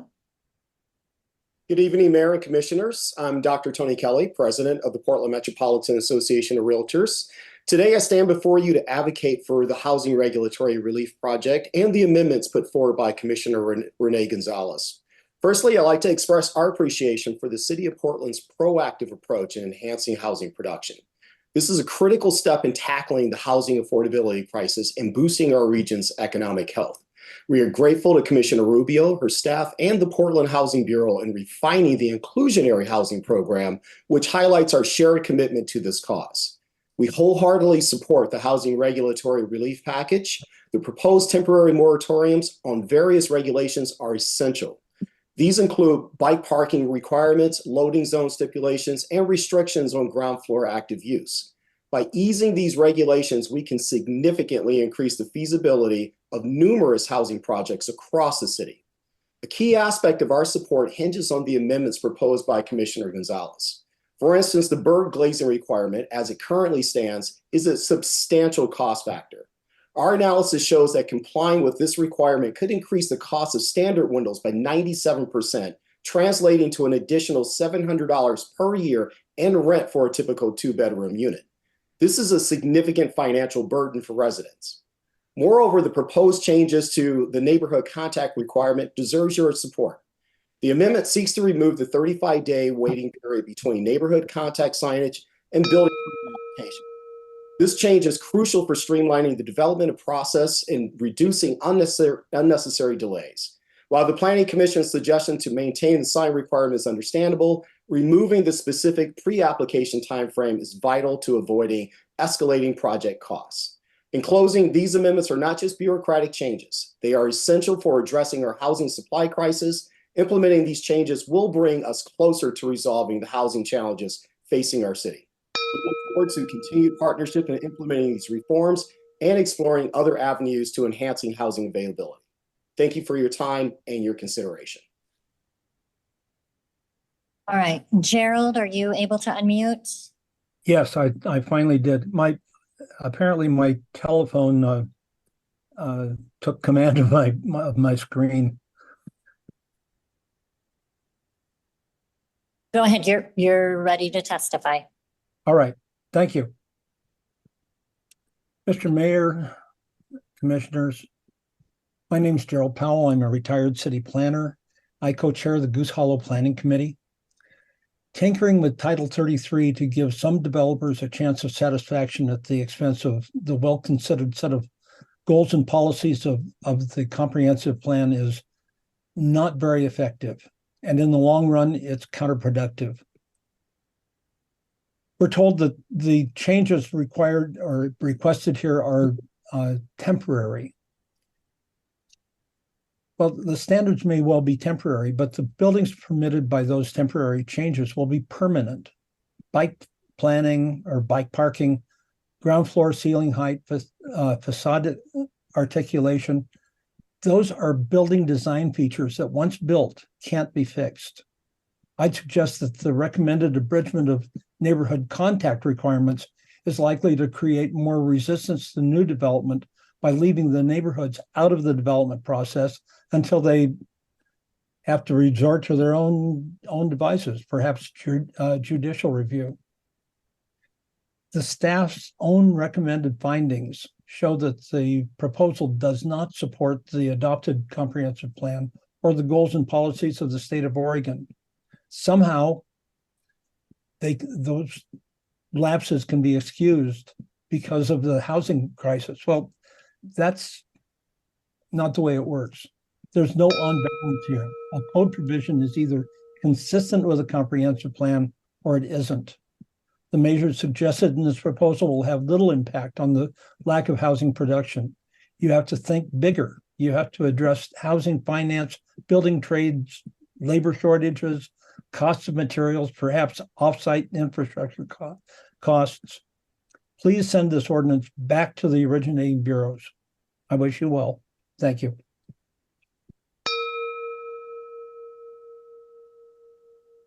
Next, we have Micah Meskel, John Isaacs, and Erica Thompson. Mayor, City Council, my name is Micah Meskel, and I'm representing Portland Audubon and our 15,000 members in the Portland area. We strongly oppose Commissioner Gonzalez's proposed last-minute amendments, number 4 and 5 of the Housing Regulatory Relief Package. We are unequivocally concerned about the affordable housing crisis in Portland and support the proposed draft forwarded by the Planning Commission, along with the smart measures that don't pit more housing and housing affordability versus the environment. Please see our submitted comments for several relevant case studies that demonstrate how cost for bird-safe glazing across many local examples was neither cost prohibitive or substantial. The cost pushback that we have heard this evening has been disingenuous and almost exclusively from high-end developers of glassy towers or developer-friendly interest groups. Bird-safe glass can be an up cost, but it is only a fraction of the entire window unit cost and a smaller fraction of the overall project cost. And we have never seen bird-safe implementation result in a doubling or greater cost of the entire window, which has been represented today. But since most of those examples that have been raised today have been high-end luxury developments, maybe they have diamonds in them. I don't know. The bird safe glazing policy, developed over a decade, landed on the 30% threshold very explicitly so it would not impact affordable housing projects. And our outreach to affordable housing developers have borne out that it has had no impact on their projects to date. To respond specifically to Christy White's assertion that waiving the bird safe glazing standards for 5 years wouldn't have a demonstrable impact on bird mortality. In reality, it could be the opposite. If the policy is waived, every permitted overly glossy luxury building that gets permitted with will be a hazard for migratory and resident birds for their entire existence, which really points out the folly of a short-term sunset.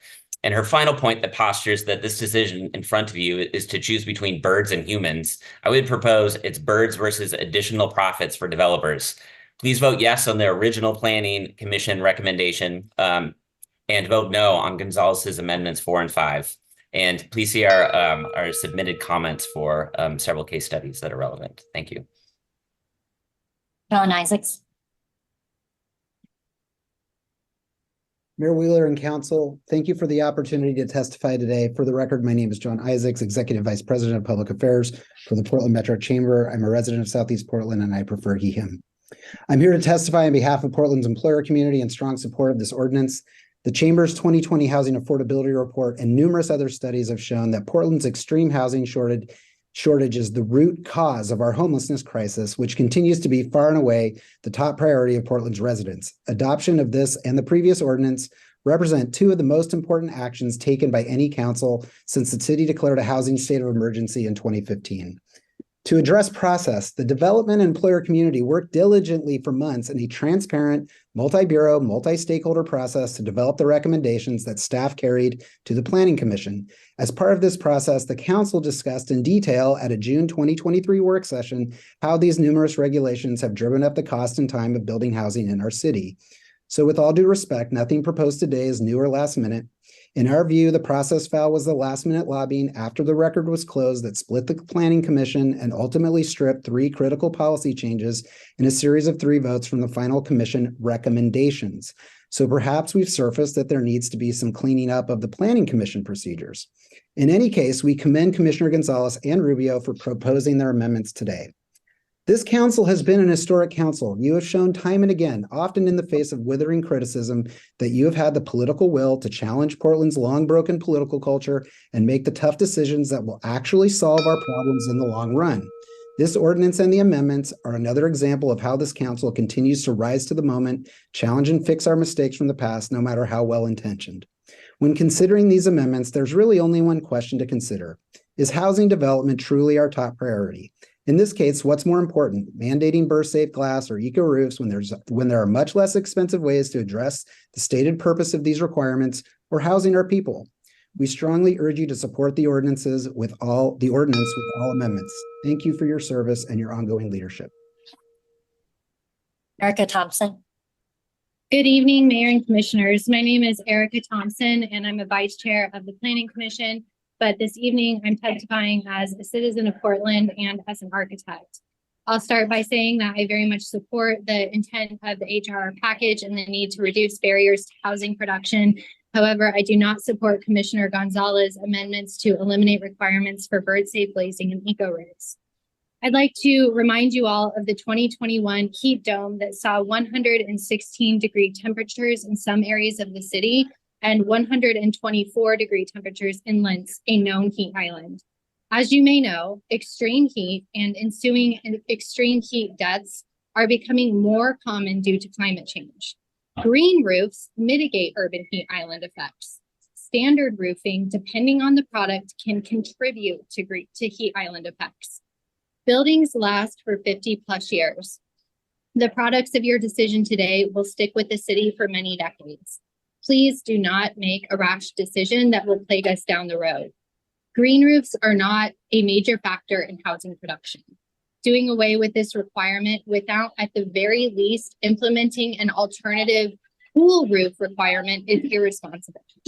On bird-safe glazing, the city's requirements already provide a reasonable exception for housing projects.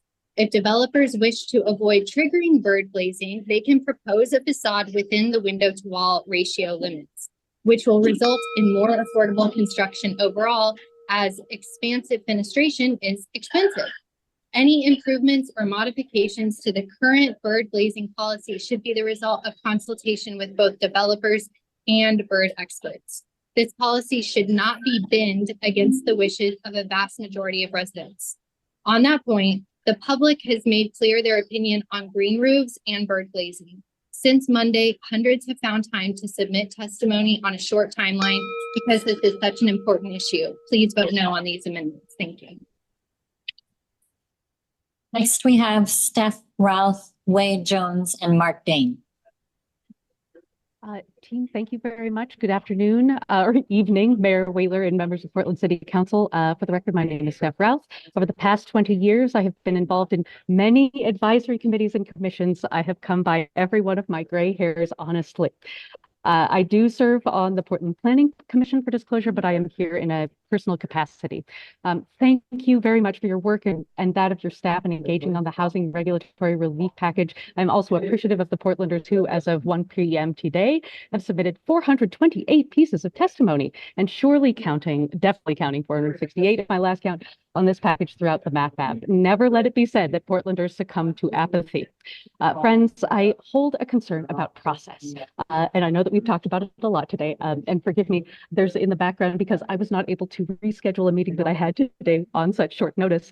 And that is my issue. Less than 24 hours before this afternoon's hearing, 3 last-minute substantive amendments were filed. In my many years of policy engagement, I can remember one other time when a package went through this level of engagement, only to have reversion amendments filed less than 24 hours in advance. Reasonable people can disagree on the merits of the amendments, and given the breadth of testimony to date and here among some really thoughtful people, I can say with confidence that many do, but I hope we can agree on this. 24 hours isn't enough time for many people to prepare to testify on a matter of importance to them that they have already weighed in on. People with interpretation or other accommodation needs are expected to sign up 5 days in advance of a hearing. So last minute amendments disenfranchise a lot of Portlanders. And poor process tends to lead to poor policy, and I think we can do better. So please allow more advance notice now and in the future to gather the wisdom of all Portlanders, because our city's challenges are going to take all of us to solve. Thank you so much. Wade Johns.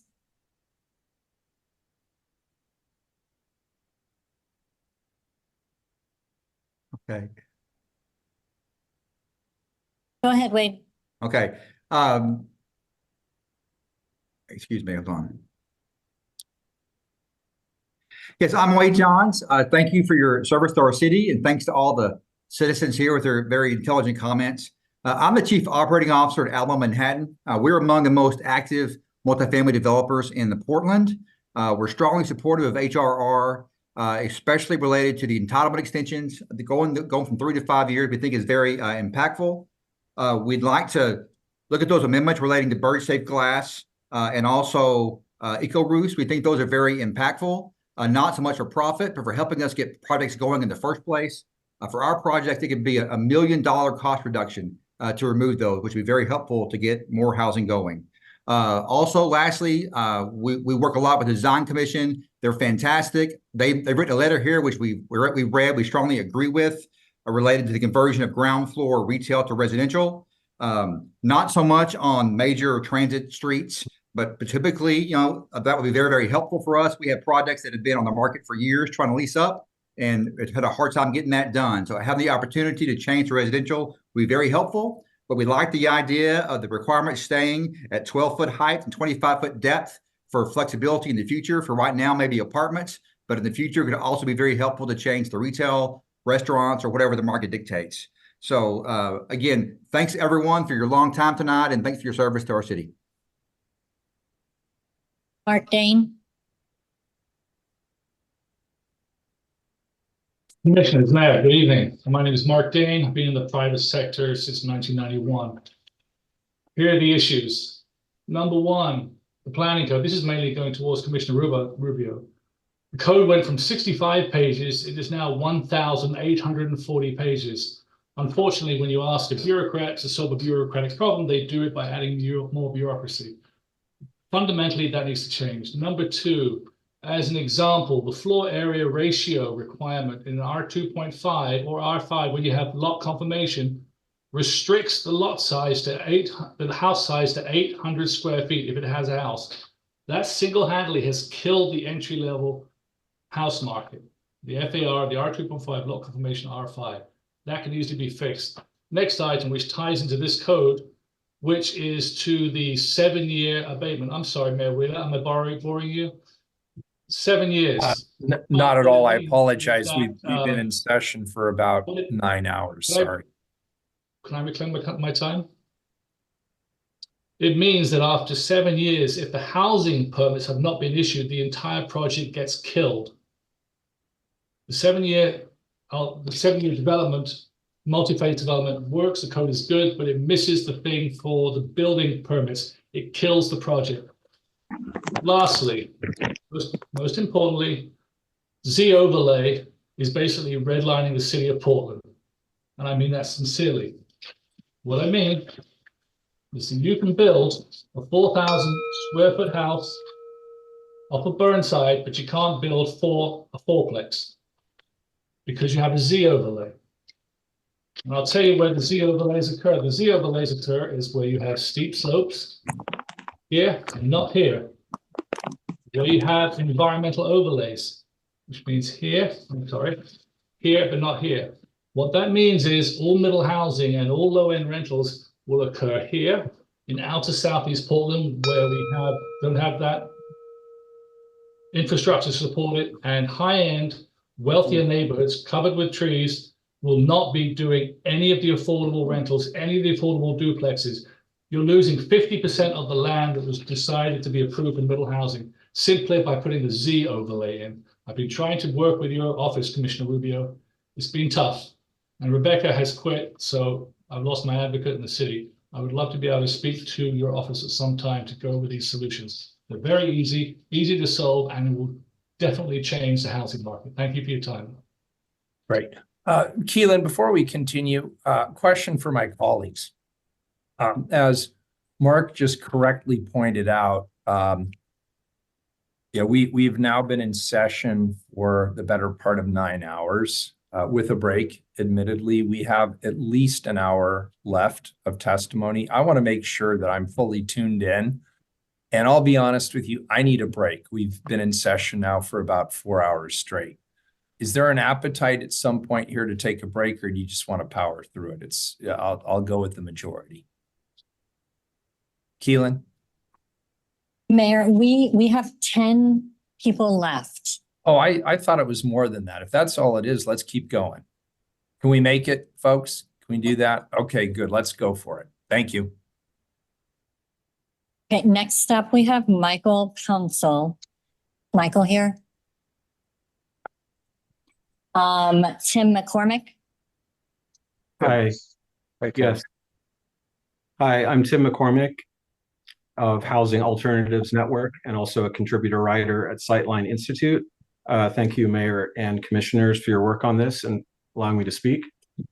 I'd like to start by asking rhetorically, who here today would say that the best, most impactful ideas for improving housing production and affordability in Portland have been effectively found, gathered, and given our highest attention today? And if for some reason that didn't happen, how might we build a process designed to do that, or at least push in that direction? So in my earlier testimony, I introduced regarding the inclusionary housing program, such a policy tool that I and collaborators have been developing over the past year, which could logically be applied to also like regulatory relief and more broadly statewide housing planning, local housing production strategies, et cetera. It's for an open platform, call it Open Housing Oregon, that would seek to list current and all proposed housing projects and policies or reforms from anybody and try to efficiently, fairly analyze how they compare in scoring against public goals, how much likely impact, and at what cost. Now, this came out of working closely on the state Oregon Housing Needs Analysis Program coming down from the legislature and asking officials, how is your office possibly going to come up with or assess the thousands of strategies and city plans you're aiming to now guide from the top down? And I think of a saying that's popular in Silicon Valley, where I did a tour of duty. Joy's Law says most of the smartest people and best ideas are not in the room. We have to be aware of what we're not seeing and how to find it. Another maxim there says if we'd asked the current stakeholders what they want, this is attributed to Henry Ford, they'd have said faster horses.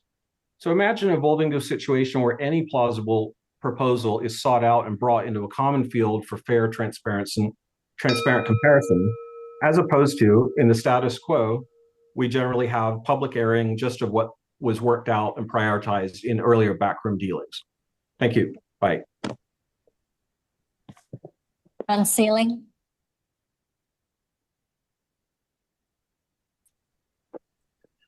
Can you hear me? Yes. Great. Good evening, Mayor Wheeler and Commissioners. My name is John Sealing. I am a residential realtor based in the Johns Landing neighborhood. The short story is I'd like to encourage you to support and approve the housing regulatory relief package and amendments. Consider that many local land use and building requirements support laudable goals such as climate resilience, renewable energy, and transportation choices. Too often, however, these local requirements, often intended to enhance overall livability of a community, are overly prescriptive, complicated to implement, stack on top of each other, and have the unintended result of making it far more difficult to build places for people to live. In addition to approving housing regulatory relief package, let's avoid the perfect being the enemy of the good by adding back the 5-year temporary waiver of bird-safe glazing requirements in the Central City Plan District and River Overlay Zone. Adding back a 5-year temporary waiver of eco-roof requirements in the Central City Plan District. And finally, removing the required 35-day delay between posting neighborhood contact signage and submitting a building permit or land use application. Going further, I encourage you to enable developers to use your regulatory reforms to activate higher density, smaller unit, co-living and clustered dwelling communities. Talk to companies in this business like Ollie, Star City, X Social Communities, Podshare, All's Well, United Dwelling, and Uncontained 360. Smaller units in denser configurations that are priced and managed to encourage diversity and social integration are a return to a society that is healthier through proximity and interconnection. Commissioners Rubio and Gonzalez and your respective staffs, thank you for crafting these reforms and amendments. We appreciate your hard work. To the entire City Council, please vote in support of the Housing Regulatory Relief Package. And when you're done with this, keep going. Thank you. David Schulhammer. I'm David Schulhammer. I chair the Land Use Committee for the Selwood Moreland Improvement League, better known as SMILE. We recognize that housing, especially affordable housing, has been underbuilt in Portland and support the city's goal to identify code revisions that encourage development without significant quality of life trade-offs or unintended consequences. The proposed permanent elimination of neighborhood contact meetings for 10 to 25,000 square foot projects and the suspension of all meetings fail to achieve this goal. Neighborhood contact ranked only 16th of 25 items in the Housing Regulatory Survey of Developers. No cost analysis has been provided showing that neighborhood contact meetings are a significant development cost. Livability benefits such as improved materials, setbacks, and landscaping, safer traffic flows, and setting up communication channels to mitigate construction impacts on residents and shop owners have resulted from these meetings.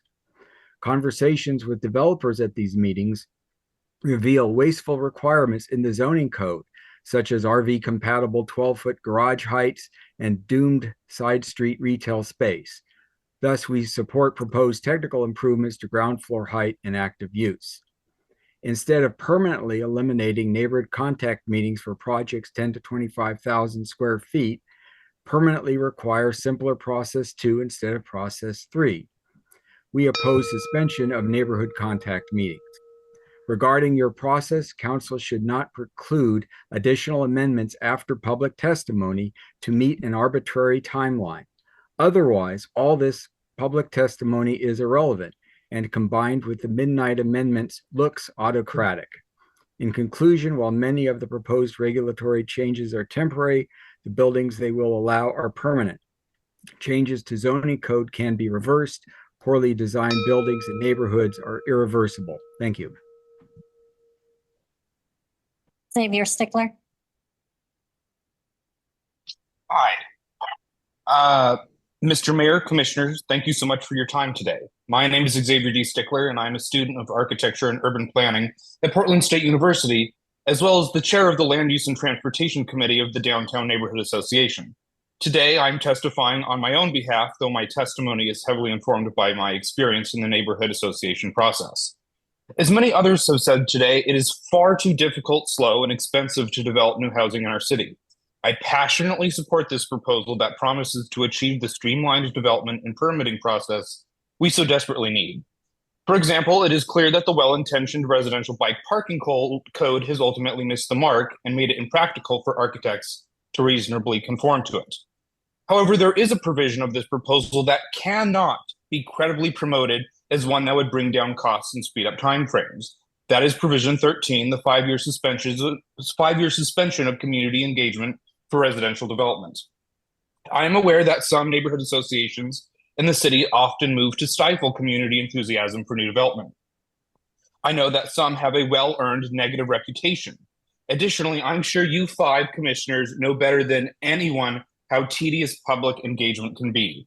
At the same time, I have seen the positive power that neighborhood engagement and input can have on a proposal. I presided over LUT committee meetings in which architects walked away with new, improved designs because of ideas provided by community members, by neighbors. I have seen surrounding business owners and residents use our forum as a place to ask questions that the design commission didn't. I have seen my community navigate the difficult conversations that come with change and become more mature because of it. I can see no logical way in which eliminating speaking to us would make any cost difference for a developer. The Land Use and Transportation Committee meets every 2 weeks. I respond to my emails daily. Presentations are rarely more than an hour. Architects and development teams rarely need to appear more than once. I fail to see how receiving a brief presentation and developing some feedback are what's keeping Portland in a housing crisis. In closing, let me be clear. Community members are getting an hour of an architect's time is not what is holding up development in the Rose City. The same, however, cannot be said for the weeks and often months-long delays at BDS. We're not the issue here. Thank you very much. Daniel Manning.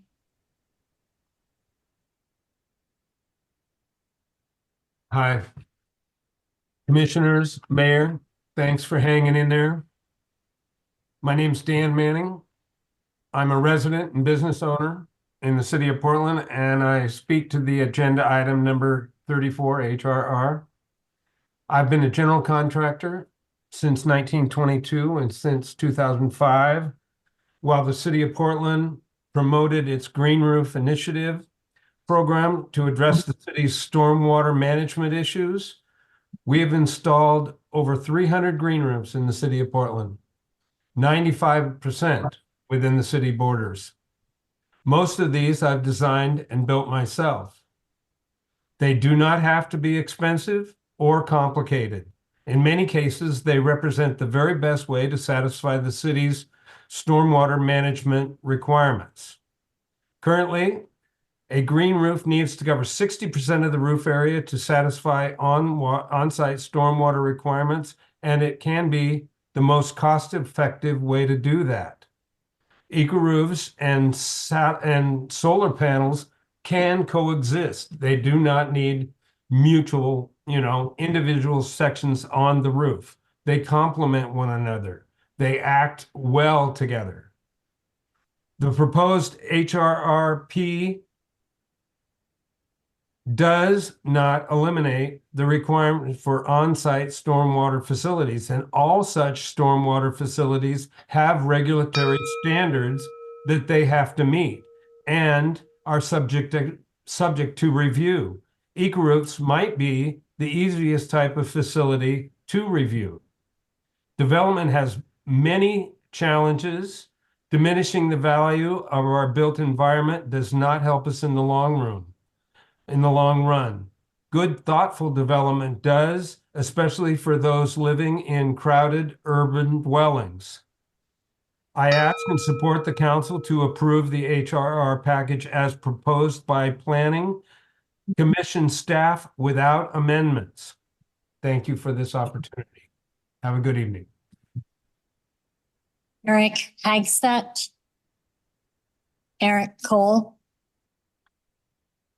Mayor Wheeler and commissioners, thank you for powering through tonight. I really appreciate it. My name's Eric Cole. I'm here on behalf of the Revitalize Portland Coalition, the voice of the commercial real estate industry in the region. I do work in downtown daily. As you know, we're committed to the rebirth of downtown Portland through the implementation of policies such as this and support swift action to bring additional housing, particularly middle housing, online. We support this regulatory reform package as meaningful reform and not as any sort of pretext. Rather, we see this as a good start. We're appreciative of Commissioner Rubio's good work to bring this forward. We very much appreciate your thoughtful, stakeholder-engaged process to develop this package, and are also thankful to Commissioner Gonzalez for his engagement here as well. The shocks and stresses of the past few years have kept Portlanders and visitors out of downtown. We've had a dramatic reduction in foot traffic for a city that as recently as 2019 was described as one of the best urban cores in North America. As you know, our office vacancy rate is still over 28%, with total availability nearing 33%. If we include underutilized space downtown, we will be looking at a 40% vacancy rate for downtown office space in the coming years. Sadly, we need also look no further than the recently released Multnomah County Domicile Unknown report for 2022, in which the medical examiner's office found that 15 people died without a home of their own. This is not a manufactured crisis devised by the development or the real estate community. We need swift and decisive action, and increasing residential construction and rehab of existing underutilized buildings downtown should be priorities for all of us. Even in the best of times, developing new housing or rehabilitating existing spaces for residential purposes is not an easy process. The one hurdle that is in your power to control, the hurdle that you can lower, is what we're discussing today. You have an opportunity to boost our turnaround and to speed it up, and we encourage you to do so. Thank you for your service. Lynn Handlin. Mary Coolidge.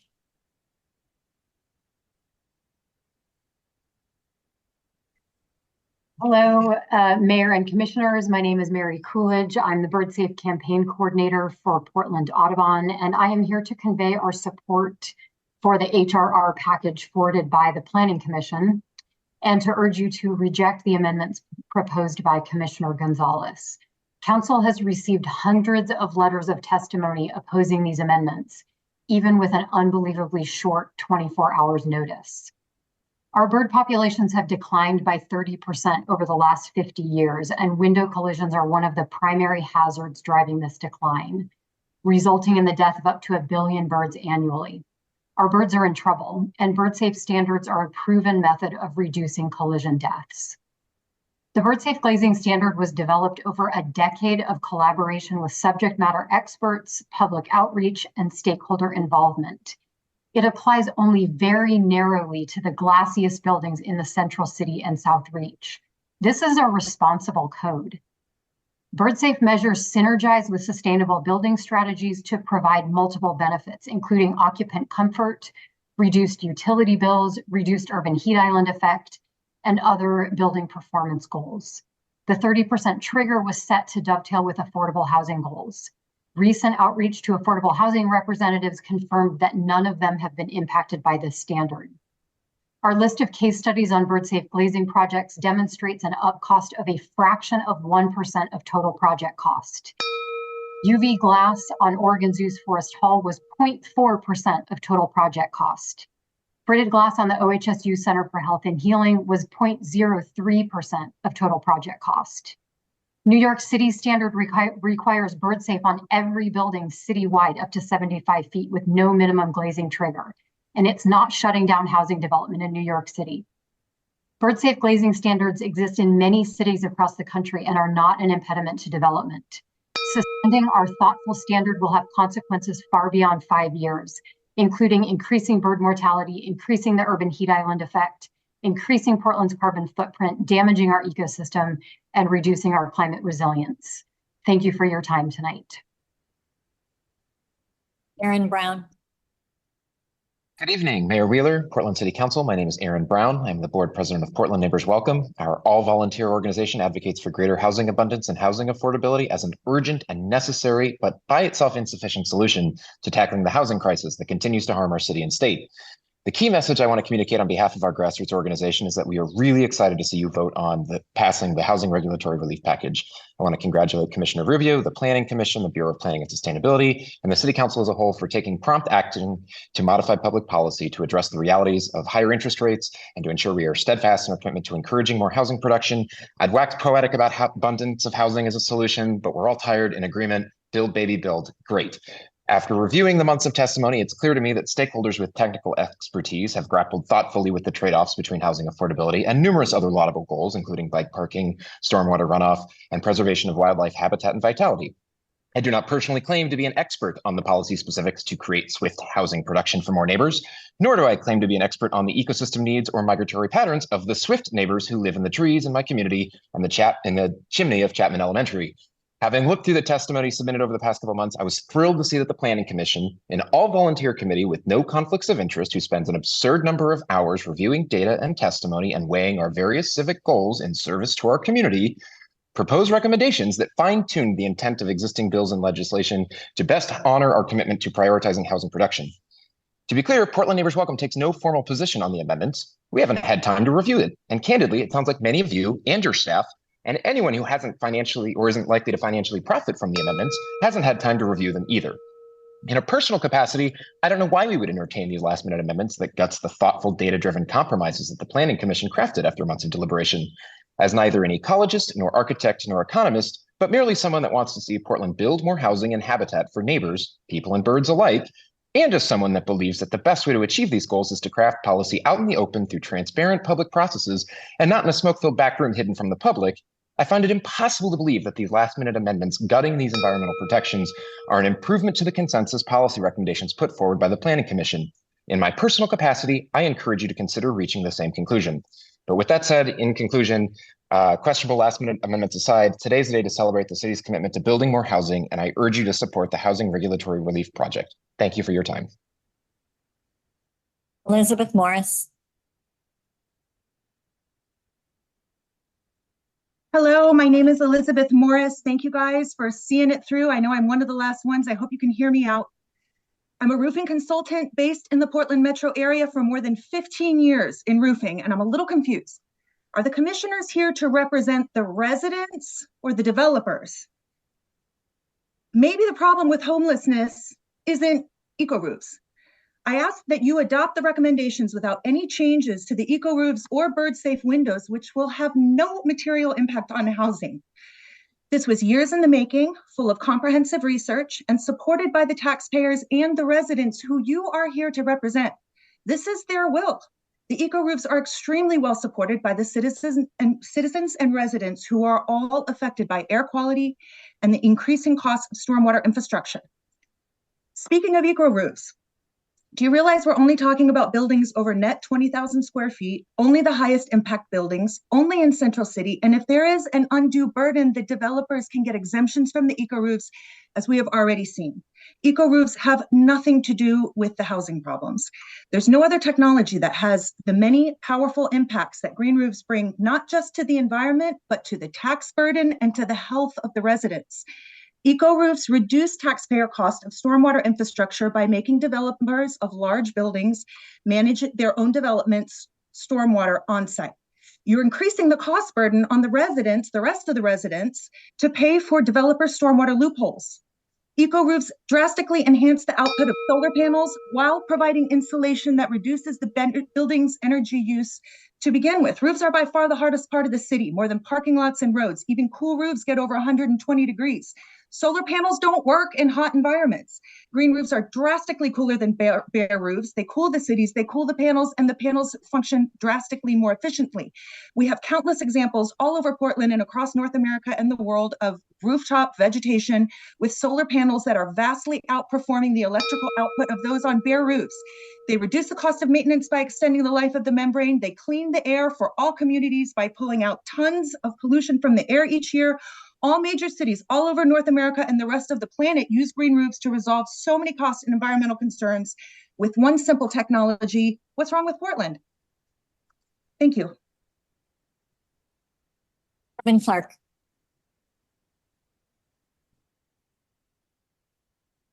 Good afternoon, Commissioners. I'm Kevin Clark, a resident of Northeast Portland and a housing developer with Wood Partners here in Portland.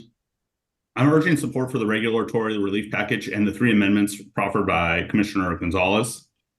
These policies represent aspirational goals of the city, but their marginal benefits do not outweigh the cost they impose on housing. The suspension of bird-safe glazing, eco roofs, and the 35-day noticing requirement will contribute to lowering the cost and timeline to produce the housing needed for the city. The idea that the suspension of eco roofs will degrade the environment through increased stormwater discharge is a red herring. New development will still be required to meet stormwater detention and discharge standards, which is not related to the eco roof requirement, and can still install eco roofs if they find it to be the most economical way to manage their stormwater. Bird-safe glazing represents a large barrier to investment in the Central City and River District by doubling the cost of glazing. The implementation of this requirement increased rents and lowers the number of housing units produced.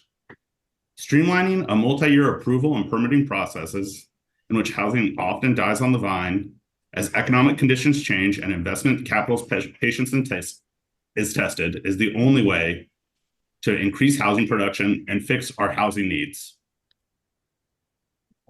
I also want to address the idea that Section D, that these amendments should be added to Section D. By making these retroactive, housing developments that have already received this design review requirement can bypass the city standards during the building permit process, making these already partially approved projects viable. Thank you for your time. Mayor, that completes testimony. All right, good work, everybody. Thank you all for doing a really good job of staying on point and keeping on time. We got through quite a few people today. Where I think we left this is staff was going to offer up an amendment to Patricia and Sandra. I assume you have that language crafted. Do you want to share that with us? Sorry, Mayor Wheeler. Yes, Sandra's going to go ahead and present that. She's going to share screen as well. Thank you. Okay, thank you. Appreciate it.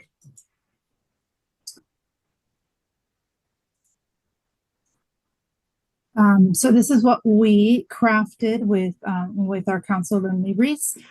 Basically, the motion would be to amend Directive D of the ordinance as shown on the screen.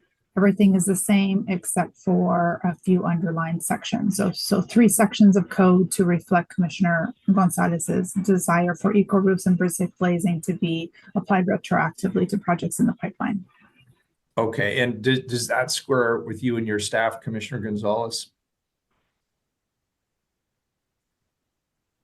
Oh, I'm on mute. It does. I'm processing it as we talk. So maybe give me 15 seconds to read what I'm looking at here, but this looks right. That's fine. Commissioner Rubio, in the meanwhile, I'll call on you.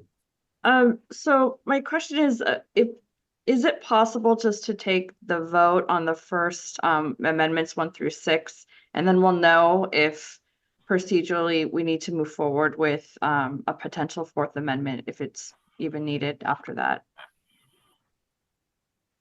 That's up to the will of the council.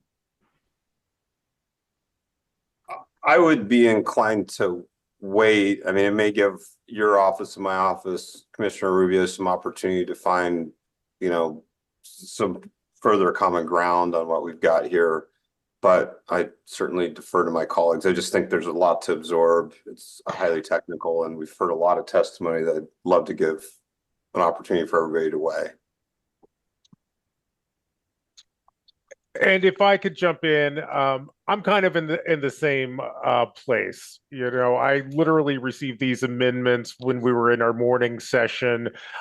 We've had probably 30 people, 35 people testify this afternoon. Even in the midst of this, we've had staff coming in and out trying to brief me on what's happening today. and it's still hard for me to sort out. I do really appreciate the innovation that Commissioner Rubio and Commissioner Gonzalez have brought forth.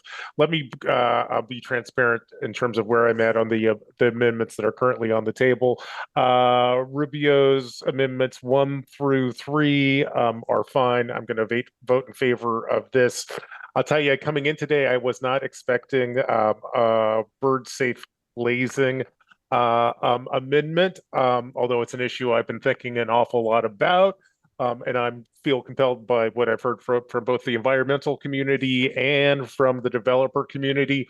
One of the reasons why I'd like to not vote on this today is I hope that I'd like some clarity as to whether or not there might be a way that we could create some incentives around bird safe glazing.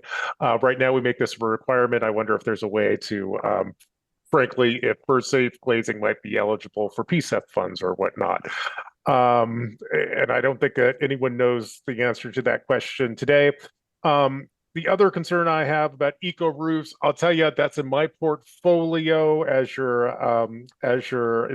environmental services guy. I'll tell you, coming into today's meeting, we looked at 2 scenarios. One is the status quo where you require people to build eco roofs. The other is the alternative where you could do an eco roof or you could do solar panels. What I did not research today was the proposal to just get rid of the requirement to do eco roofs. I think before we vote on this, someone should ask one of our wastewater engineers what implications that has on our systems. Today, we've heard from developers to kind of talk about how that rule would impact their buildings, but those buildings are integrated into a larger stormwater system that needs to be managed. And frankly, it's managed by a highly specialized engineers. I don't think anyone who's on the call right now can give me the information I need to evaluate the question before us today. I also have some concerns about rolling back some of the public engagement piece, but I'll probably support Commissioner Gonzalez on that. So that's where I'm at. I don't know where that leaves us as a whole. Well, it's up to the prerogative of the commissioner. If he wants to introduce an amendment 4, which is a technical amendment, that's up to him. Commissioner Rubio? This is really small, just responding to the PSEF. It probably wouldn't because it has to directly tie to reduction of GHG. But we can look at it. Thank you for that initial thing. It would be great to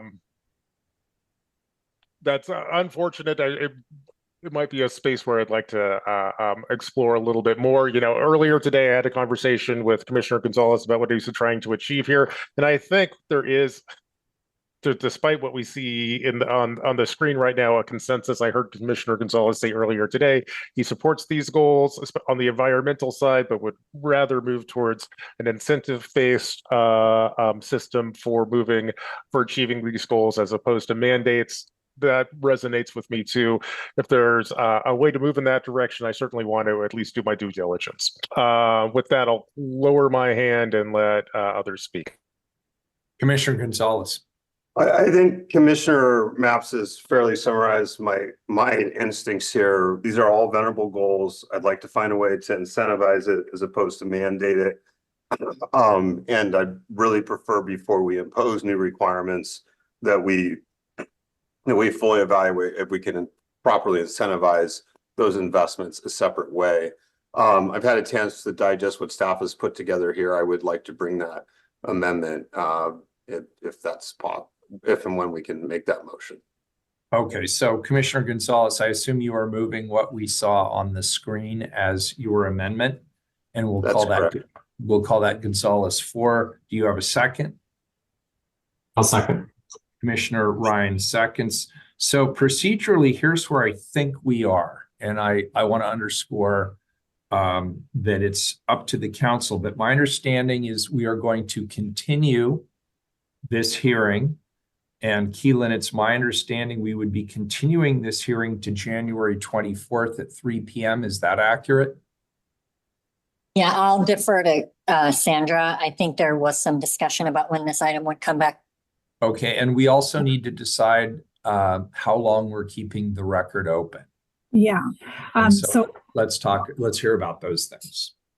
Maybe the best thing to do, well, okay, let me just do this. We did some thinking while you were listening to testimony. So the first thing we needed to do was dispense with Directive D, and that was just moved and seconded. The next thing we need to do is close the oral testimony today.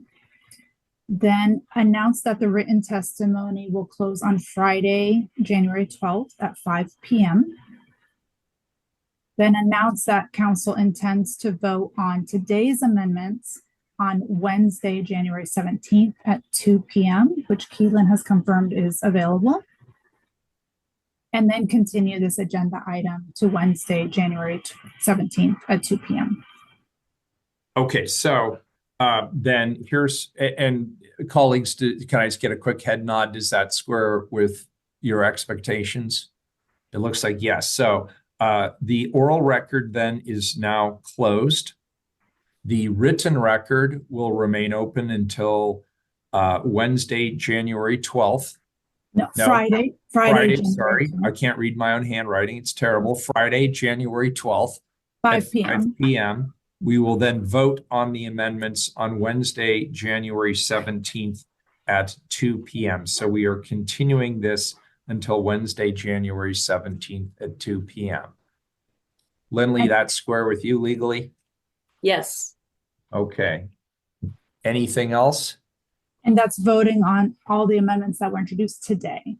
Okay, good. And I will just state for the record, I will have lots of questions, as will my staff. We did not receive these amendments until yesterday afternoon. I think I understand them, but I want to dig a little deeper and make sure that I do and their implications. I also suspect we will hear different perspectives through written testimony in the coming days. It seemed others were better prepared than I was for the amendments that came up today. So I want to hear different perspectives from the community, and I hope people will take advantage of that opportunity. Commissioner Rubio, this is your item. I'll give you the last word. Thank you. And thanks to all our presenters and all of those of you that took the time to be here to testify today, as well as those who submitted written comments online. And thank you to all of those who were part of the conversations over the last year as this proposal was developed, including everyone who submitted feedback to the survey last spring.